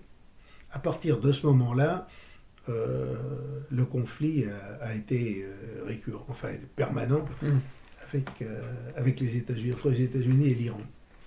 Alors il s'est trouvé que le Shah, qui avait été pendant un temps, en gros, l'homme liche des États-Unis, à son tour a voulu prendre son indépendance, son autonomie, et donner à l'Iran sa pleine puissance. Et dans les années 70, il y a une politique de puissance menée par le Shah d'Iran qui a fortement déplu aux États-Unis. Au point que l'ayatollah Khomeini, qui était en exil, chassé par le Shah d'Iran, qui était mis en exil en Irak, a été progressivement financé et soutenu par les Américains pour fomenter une révolution en Iran, dans l'Iran impérial, et renverser le Shah, tout simplement pour mettre en place un régime qu'il pensait malléable et qui surtout n'allait pas durer, allait affaiblir l'Iran et permettre aux anglo-saxons de reprendre la main. Par manque de chance ou de malheur, comme l'on veut, la révolution islamique de l'ayatollah Khomeini s'est consolidée avec le temps. Et en grande partie par la faute des Américains. Par exemple, il faut bien voir une chose, c'est que le régime de la République islamique est fort des crises auxquelles il est confronté et qu'il arrive jusqu'à présent à surmonter. Après 1979, la République islamique était un régime relativement fragile. Et c'est à ce moment-là que les Occidentaux ont poussé Saddam Hussein à attaquer l'Iran. Et justement, le régime de Téhéran, le régime de l'ayatollah Khomeini, a trouvé dans cette guerre un moyen de souder par patriotisme le peuple iranien derrière lui, puisqu'ils ont défendu le territoire iranien. Et pendant les 6 années qu'a duré cette guerre, digne de la guerre de 14, par les tranchées, les morts, l'héroïsme qu'il y a eu, eh bien, a par elle-même consolidé le régime de la République islamique. Et ultérieurement, au fil des ans, à chaque fois qu'il y a eu une crise extérieure, alors que le régime pouvait connaître des difficultés intérieures, eh bien, les crises extérieures ont soudé le régime, ont permis au régime iranien de se maintenir et de se renforcer. Aujourd'hui, au mois de novembre, il y a eu des manifestations populaires à cause de la hausse du prix de l'essence, qui venaient s'ajouter à une crise économique endémique, non pas due au régime iranien en lui-même, mais tout simplement aux sanctions économiques imposées par les Américains, qui sont de véritables actes de guerre contre l'Iran, qui ont donc poussé les Iraniens dans la rue avec des manifestations extrêmement importantes. Ces manifestations ont été réprimées dans le sang. Ce qui fait que, quoi qu'on en dise, cela a créé une fracture, à mon avis, majeure entre le peuple iranien et le régime. Ça a créé une fracture majeure. Mais l'affaire de l'assassinat du général Soleimani a permis, à nouveau, de ressouder le peuple autour du régime. Alors, je sais que là, au point où nous en sommes, le fait que l'avion ukrainien ait été abattu par la flotte, la DCA iranienne, les missiles iraniens, ont de nouveau poussé les manifestants iraniens dans la rue au cri de « à bas le régime, régime de menteurs », etc.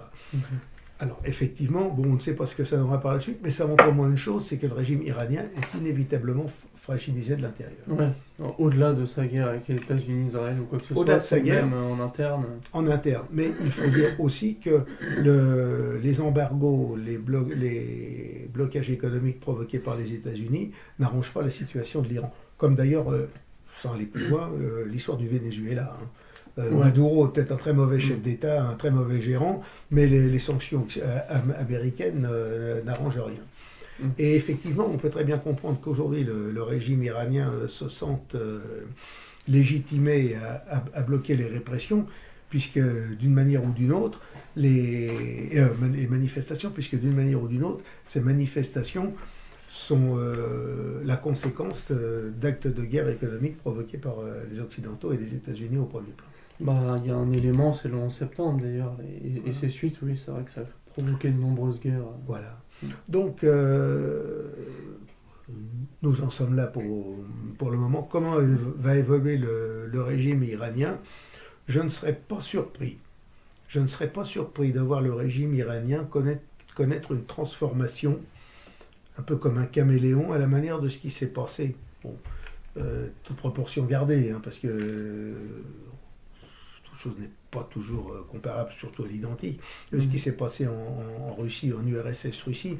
C'est-à-dire qu'aujourd'hui, le cœur du régime, l'élite du régime, ce sont les pasdaron, les gardiens de la révolution, qui sont à la fois des troupes d'élite, mais aussi le cœur du régime, une sorte de KGB, puisqu'en même temps les services de renseignement.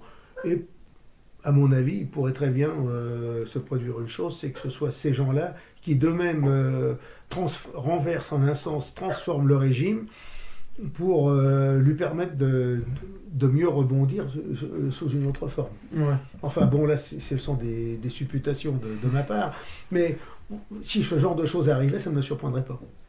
Et on revient un petit peu en Europe pour deux sujets avec l'Angleterre et l'Espagne. D'abord l'Espagne, outrage contre la tombe de Franco, qui avait été déplacée de la vallée Los Caídos. Mm. On en parlait déjà, et maintenant, ça y est, c'est effectif, quoi. Bon, ben là, nous avons la preuve que avec la gauche, avec les marxistes, avec la gauche radicale, socialiste, maçonnique, tout ce que vous voulez, les guerres ne sont jamais finies, la paix n'est pas possible, que ces gens-là veulent toujours l'emporter, sont toujours en guerre contre la tradition, contre la civilisation traditionnelle. C'est la guerre d'Espagne. C'est la guerre d'Espagne qui continue d'une autre manière, aujourd'hui. C'est la guerre d'Espagne qui continue d'une autre manière. Ils ont des revanches, pour eux, ils ont des revanches à prendre. Ils ont perdu en 1939, pour le plus grand bien de l'Espagne d'ailleurs, mais aujourd'hui, ils veulent prendre leur revanche et en quelque sorte continuer la Deuxième République d'une autre manière. Et donc, un régime anti-chrétien, anti-catholique, un régime à caractère terroriste, puisque la Deuxième République, c'était bien ça, en Espagne. Donc, voilà où nous en sommes. Et aujourd'hui, la droite, en Espagne, elle est quasiment inexistante. Vous avez le Parti populaire. Le Parti Vox. Alors, le Parti Vox, oui, le Parti Vox, mais qu'est-ce que c'est ? C'est la droite du Parti populaire. En gros, c'est une sorte de Front National qui ne dit pas son nom. Ouais. Même si le discours paraît... en gros, c'est un discours droitier, nationaliste et autres, mais sur le fond, ils défendent les fondamentaux des régimes occidentaux, de la démocratie, des droits de l'homme et de tout le reste. Donc, il n'y a rien à attendre. Pour l'instant, l'Espagne est en train de sombrer dans le même marigot putréfiant que le reste de l'Europe. Et après, pour Franco, on disait que c'était un militaire pieux, mais malheureusement pas cultivé, contrairement à d'autres chefs d'État. Franco. Il avait un peu d'ailleurs écarté la phalange, qui était quand même la branche la plus sociale. Franco n'a jamais été un véritable national-socialiste, si on peut dire, un véritable nationaliste. Franco, c'était un patriote espagnol, catholique pratiquant, qui voulait la grandeur de son pays. Et il avait plutôt, de ce point de vue-là, une vision conservatrice, une vision traditionnaliste qu'autre chose. Et d'ailleurs, le séparatisme catalan existait déjà, il y avait déjà des thématiques du genre jusqu'à nos jours. Oui, mais ça, le séparatisme catalan, c'est quelque chose de très ancien, évidemment. On peut très bien comprendre que ce ne sont pas 40 ans du régime démocratique de l'État franquiste, je veux dire, qui les fait disparaître. Alors maintenant que ça se redéveloppe, effectivement, en plus la Catalogne... Bon, mais la Catalogne est plus occitane. Et il faut dire une chose, c'est que l'Espagne actuelle, c'est la réunion du royaume de Castille et d'Aragon. On peut dire que la Catalogne, c'est l'héritière de l'Aragon, et Madrid, c'est l'héritière de la Castille et du royaume de Léon. Bon, et ce sont les Espagnes, vouloir les séparer, je ne vois pas à quoi ça mène, sauf que les Catalans sont, comme sous la Deuxième République, en gros, ce sont des républicains radicaux, anticléricaux, d'extrême gauche, et qui n'ont rien appris et surtout rien oublié. Voilà.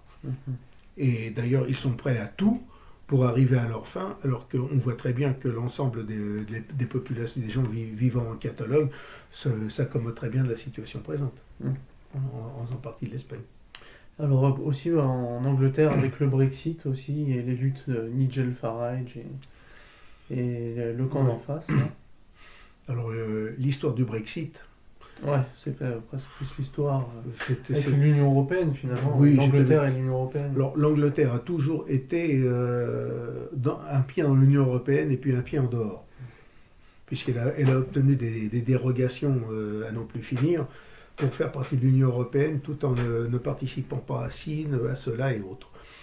Alors on peut y voir, dans le Brexit, alors ça s'est joué à peu de choses, ça, c'est le problème des élections. de même qu'on ne met pas une nation aux voix, ce genre de référendum, c'est quelque chose de toujours tangent. Mais il faut voir dans le Brexit le fait que c'est en gros la gentry anglaise qui refuse de se laisser dominer et dissoudre dans le mondialisme. C'est en gros, autant que j'ai pu me rendre compte, une réaction patriotique de la classe supérieure terrienne britannique. Et vous pensez que c'est une réaction uniquement économique et matérielle ou un peu plus Ah, c'est pas uniquement économique et matériel, c'est une réaction, disons, on pourrait dire patriotique. Une réaction patriotique. De l'autre côté, vous avez aussi la City qui s'accommode mal des lois de Bruxelles qui veut la brider d'une manière ou d'une autre. En sortant de l'Union européenne, la City reprend toutes ses libertés et lui permet de pouvoir se développer à sa guise.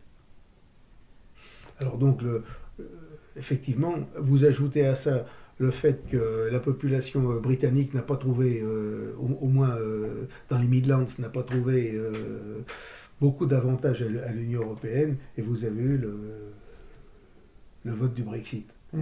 Effectivement, une certaine partie de la classe politique, elle, qui est mondialiste, a refusé de... Quoique le City est aussi mondialiste, mais d'une autre façon, a refusé le Brexit. Mais le fait le plus inquiétant, si l'on peut dire, d'un point de vue du Royaume-Uni, c'est que l'Écosse, elle, s'est totalement démarquée de ce Brexit. Ça va devenir un royaume des unis? Alors ça peut devenir effectivement un royaume des unis. Parce que c'est Royaume-Uni, pourquoi? C'est l'acte d'union entre l'Écosse et l'Angleterre de 1707. Donc si c'est un acte d'union, qui dit acte d'union dit aussi possibilité d'acte de désunion. Sauf évidemment à se faire une guerre civile à n'en plus finir, à s'entretuer. Mais là, je pense pas que nous en sommes à... Oui, il y a d'autres sujets en plus, parce que la ville de Londres commence à être une minorité blanche et tout ça. Et oui, voilà. Et toutes Les hindous et pakistanais. Le vrai problème qui va se poser bientôt à l'Angleterre, c'est de savoir si l'Angleterre est encore un pays anglo-saxon ou un pays occupé par les anciens membres des Dominions. Ben voilà, c'est ça. Ouais, c'est ça. Le problème est général en Europe. Hein. Oui, c'est vrai. C'est pas que l'Angleterre. Avec des petites particularités. Bon, bref. Nous, c'est un peu arabo-musulmans, etc. C'est ça se ressemble. Ouais. Pakistano-musulmans, tout ce que vous voulez, mais enfin, de toute façon, c'est extra-européen. Ouais, c'est extra, ça c'est sûr. Et alors, bon, juste un peu pour conclure, avant les recommandations, l'actualité du Vatican occupé, bergolien, qu'est-ce que vous pouvez en dire en sachant que il y a, je pense, deux gros éléments là, qui peuvent être retenus. Un côté synode d'Amazonie avec la Pachamama, donc on voit des gens qui sont censés être le haut clergé, faire des espèces de rites païens, quoi. Et de l'autre côté, il y a même Bergoglio qui a tenu un espèce de discours protestant disant Marie n'est pas co-rédemptrice du Christ. Alors que c'est dans le catéchisme niveau 1. Quoi. Oui, c'est... Oui, on peut se poser effectivement beaucoup de questions sur l'état de la foi du pape. Bon, ça ne serait pas la première fois qu'il y a un pape hérétique, c'est déjà arrivé. Mais là, effectivement, aujourd'hui, la question se pose... Un pape qui enseigne l'hérésie, non, il n'est plus pape dans ce cas-là. Il n'est plus pape dans ce cas-là. Mais là, effectivement, la question doit être posée, parce que finalement, s'il remet en cause un des dogmes fondamentaux du catholicisme, on se demande qu'est-ce qu'il fait sur le trône de Saint-Pierre. Bon. En ce qui concerne le mariage des prêtres en Amazonie, alors on nous dit, l'Amazonie est un pays où on n'arrive pas à avoir des prêtres parce qu'ils refusent le célibat. Donc si on ordonne des prêtres mariés, ben on va avoir des prêtres. Alors, il faut dire que dans toute l'Amérique du Sud, traditionnellement, il y a toujours eu beaucoup de difficultés à obtenir des prêtres autochtones, des prêtres amérindiens. Et ce n'est pas la question du célibat, c'est propre à leur façon d'être. Donc si demain on autorise le mariage des prêtres en Amazonie, à mon avis, ça ne changera pas grand-chose sur le nombre des vocations. D'autant plus que ce ne sont pas avec les revenus que l'on va donner au prêtre qu'un prêtre pourra devenir père de famille. Ensuite, d'expérience, les prêtres mariés ne sont pas ceux vers qui les fidèles vont pour se confesser. Or, une des fonctions majeures du prêtre est quand même de confesser les péchés, de remettre les péchés. Et dans les pays orthodoxes, bien, les gens qui veulent se confesser, les fidèles qui veulent se confesser, vont plutôt vers des prêtres moines, plutôt que vers des prêtres mariés, pour une simple raison, c'est que dans un village, même à son corps défendant, un prêtre marié peut très bien, confidence sur l'oreiller, sans s'en rendre compte, raconter à sa femme des histoires du village qui peuvent se savoir. C'est d'ailleurs déjà arrivé, c'est pour ça que... Ça pose un problème niveau secret de confession. Quoi. Ça pose un problème au niveau secret de confession. Donc, ça ne réglerait pas le problème. Mais il y a plus grave, c'est qu'ensuite, lorsque vous allez autoriser le mariage des prêtres pour la seule Amazonie, mais dans 5 ans, dans 10 ans, dans 15 ans, mais on va l'étendre... D'un côté, on dira pourquoi pas moi. On va l'étendre à toute l'Amérique du Sud, et puis après à l'Amérique du Nord, et puis après on va l'étendre à l'Afrique, et puis on va l'étendre à l'Europe, et puis non. Oui, à terme, on sent que c'est ça. Voilà. Donc c'est finalement la destruction de l'Église. C'est la destruction de l'Église catholique. C'est un élément de plus dans la destruction du catholicisme. Donc là, effectivement, il arrive... Ça fait déjà longtemps qu'on aurait dû mettre un holà sur les aventurismes idéologiques et théologiques de l'actuel pape. Enfin, François Zéro, François, je ne sais plus comment il s'appelle, François, quoi. Et donc, là, il faut dire non. Alors, c'est pareil, je vais dire une chose, parce qu'il y a des personnes qui disent, mais regardez ce qu'il a écrit, ça tient la route sur la famille. Oui, évidemment, il y a des choses inévitablement qui... Oui, ça peut arriver avec Jean-Jacques Rousseau aussi. Mais voilà, mais seulement, ce qu'il faut, c'est voir l'ensemble, c'est voir la direction qu'il donne au navire de l'Église, la manière dont il oriente le gouvernail. Et là, il faut dire non. À la progressisme à plein nez, en fait, c'est l'Église qui se conforme au monde plutôt que de représenter le surnaturel. Voilà. Alors que l'Église ne doit pas se conformer au monde, ne doit pas s'adapter au monde. Elle doit simplement faire une chose, c'est, disons, rendre son discours compréhensible aux gens pour que les gens adhèrent mieux qu'auparavant à sa doctrine et à ses dogmes. Mais, alors... Effectivement, si l'on parle uniquement le langage d'un prédicateur du XVIe ou XVIIe siècle, il est évident que ça ne sera pas compris. Donc il faut que ce langage, qui était celui d'un prédicateur du XVIe ou XVIIe siècle à ses ouailles de l'époque, soit adapté de telle manière que les gens d'aujourd'hui le comprennent dans leur langage. Mais ça ne veut pas dire transformer les dogmes. Le problème n'est pas là. Oui, là c'est une chose totalement différente. C'est totalement différent. Et de toute façon, il faut bien savoir une chose, c'est la devise des cisterciens. Stat crux, dum volvitur orbis. La croix ne bouge pas et c'est le monde qui tourne autour, c'est le monde qui s'adapte. La croix est l'élément stable, l'élément central du monde. Et si l'Église commence à dire on peut déplacer la croix à tel ou tel endroit pour que ça convienne au monde, et c'est le monde entier qui va partir, non? Stat crux, dum volvitur orbis. Très bien, alors on passe aux recommandations. J'en profite pour annoncer dès maintenant d'ailleurs que j'ai lancé mon nouveau site plus professionnel, plus cadré, qui est Intégralisme Organique et que vous pouvez le visiter dès maintenant. De toute façon, tout ce qui relève de militants sera relayé dessus d'ailleurs, vidéos comme éditoriaux. Un excellent site bien clair et bien fait. Merci à vous. Et si vous pouvez donc recommander les abonnements à la revue. Alors pour ceux qui s'intéressent à la revue Militant, alors ils peuvent ou commander un numéro, ou s'abonner pour un essai de 6 mois, renouvelable une fois pour 25 €, ou un abonnement annuel de 59 €, étant donné que les abonnements de soutien se font à partir de 160 € et un abonnement, disons, renforcé à 82 €. Vous pouvez trouver des renseignements sur notre site revue-militant.fr, ou alors nous écrire à Militant, boîte postale 154, 75 463, Paris, CEDEX 10. Voilà. Très bien. Donc, merci à vous, monsieur Grandillon, et puis à la prochaine. Merci Florian, à la prochaine. Petite recommandation, tous ceux qui ont regardé la vidéo doivent s'abonner, sinon, erschossen worden.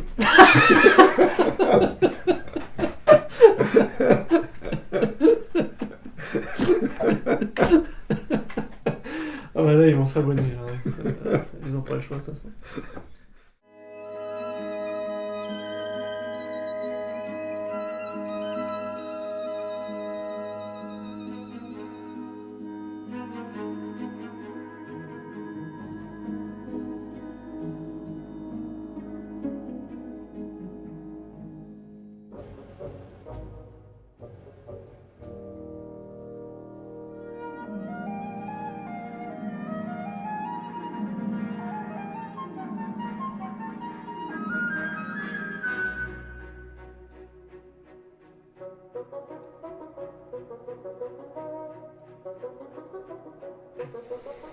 Donc on commence sur Adolf Hitler, on a dit, c'est ça.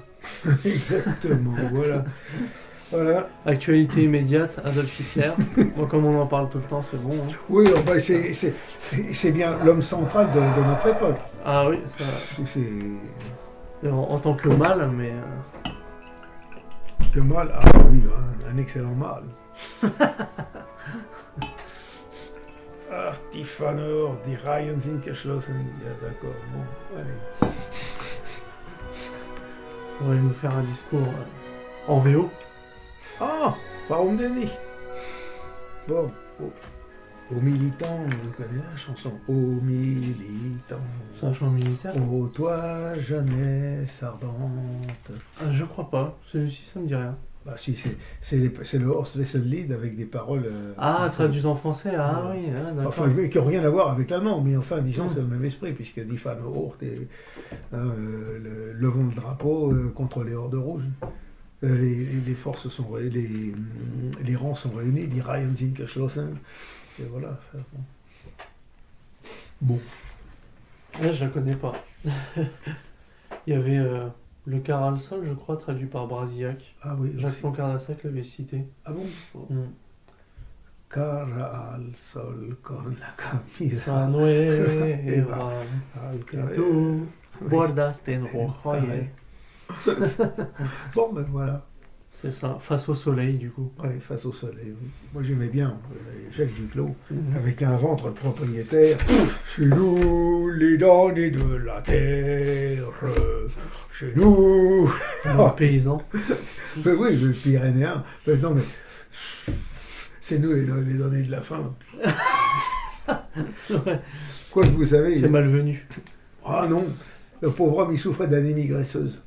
C'est ça, ouais. Sans doute. Par contre, si jamais vous passez cette séquence-là, je vous licencie. Ouais, là c'est faute professionnelle. Alors, vous ne toucherez plus vos émoluments de militants. Ouais, si on commence à chanter l'international en introduction, avant même le générique, je le mets, hop. Voilà.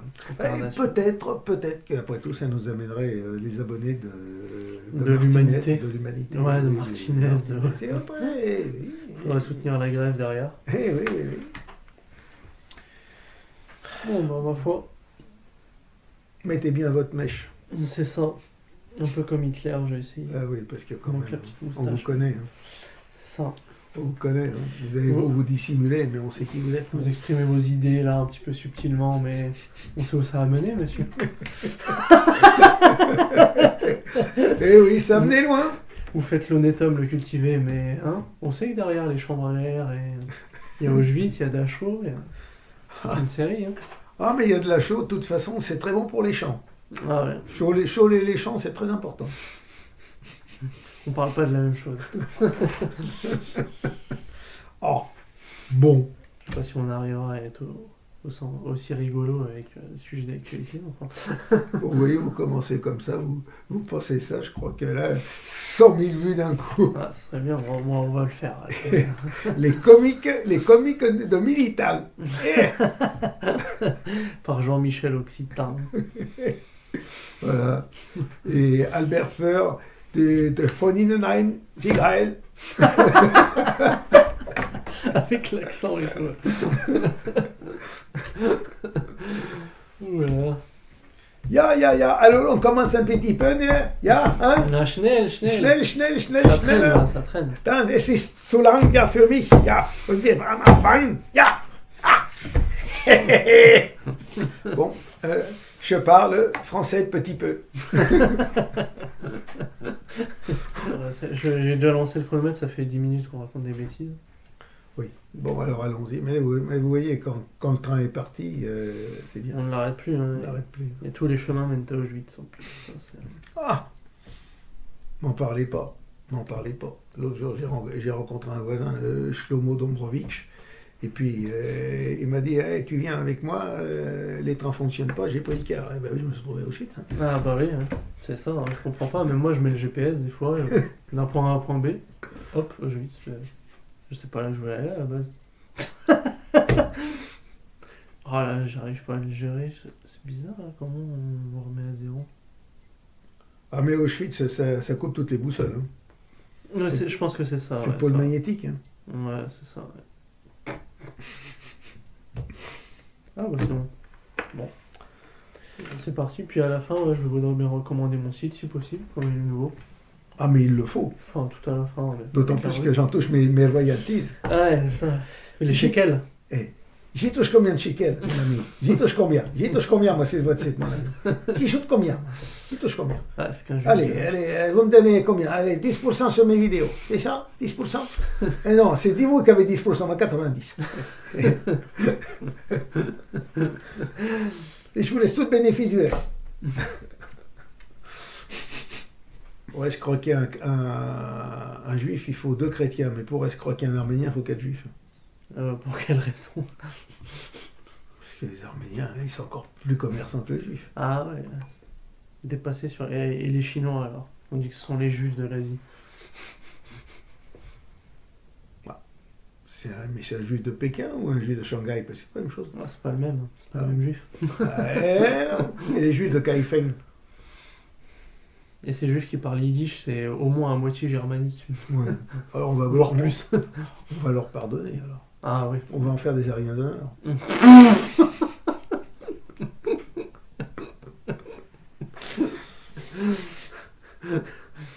Ah, pour le respect de la langue, ouais. Eh oui. Par contre, on va leur demander d'écrire dans une écriture correcte et pas avec des caractères alambiqués là. Ouais, ça, les expressions hébraïques. Parce que qui parlent yiddish, je veux bien, mais qu'ils écrivent en caractère hébreu, non quand même. Écrire le yiddish en gothique, tiens, bonne chose. C'est le caractère conservateur qui s'applique même aux Hébreux, quoi. Aux Hébreux, mais tandis qu'en Afrique, ils ont les Hébreux, mais enfin bon. On va s'arrêter là. Elle est mauvaise. On va s'arrêter là. On a fait le tour. Là. Oh là, oui. On a fait le tour du monde, c'est quoi de dire. Bon. Un petit coup d'eau et c'est parti. Allez.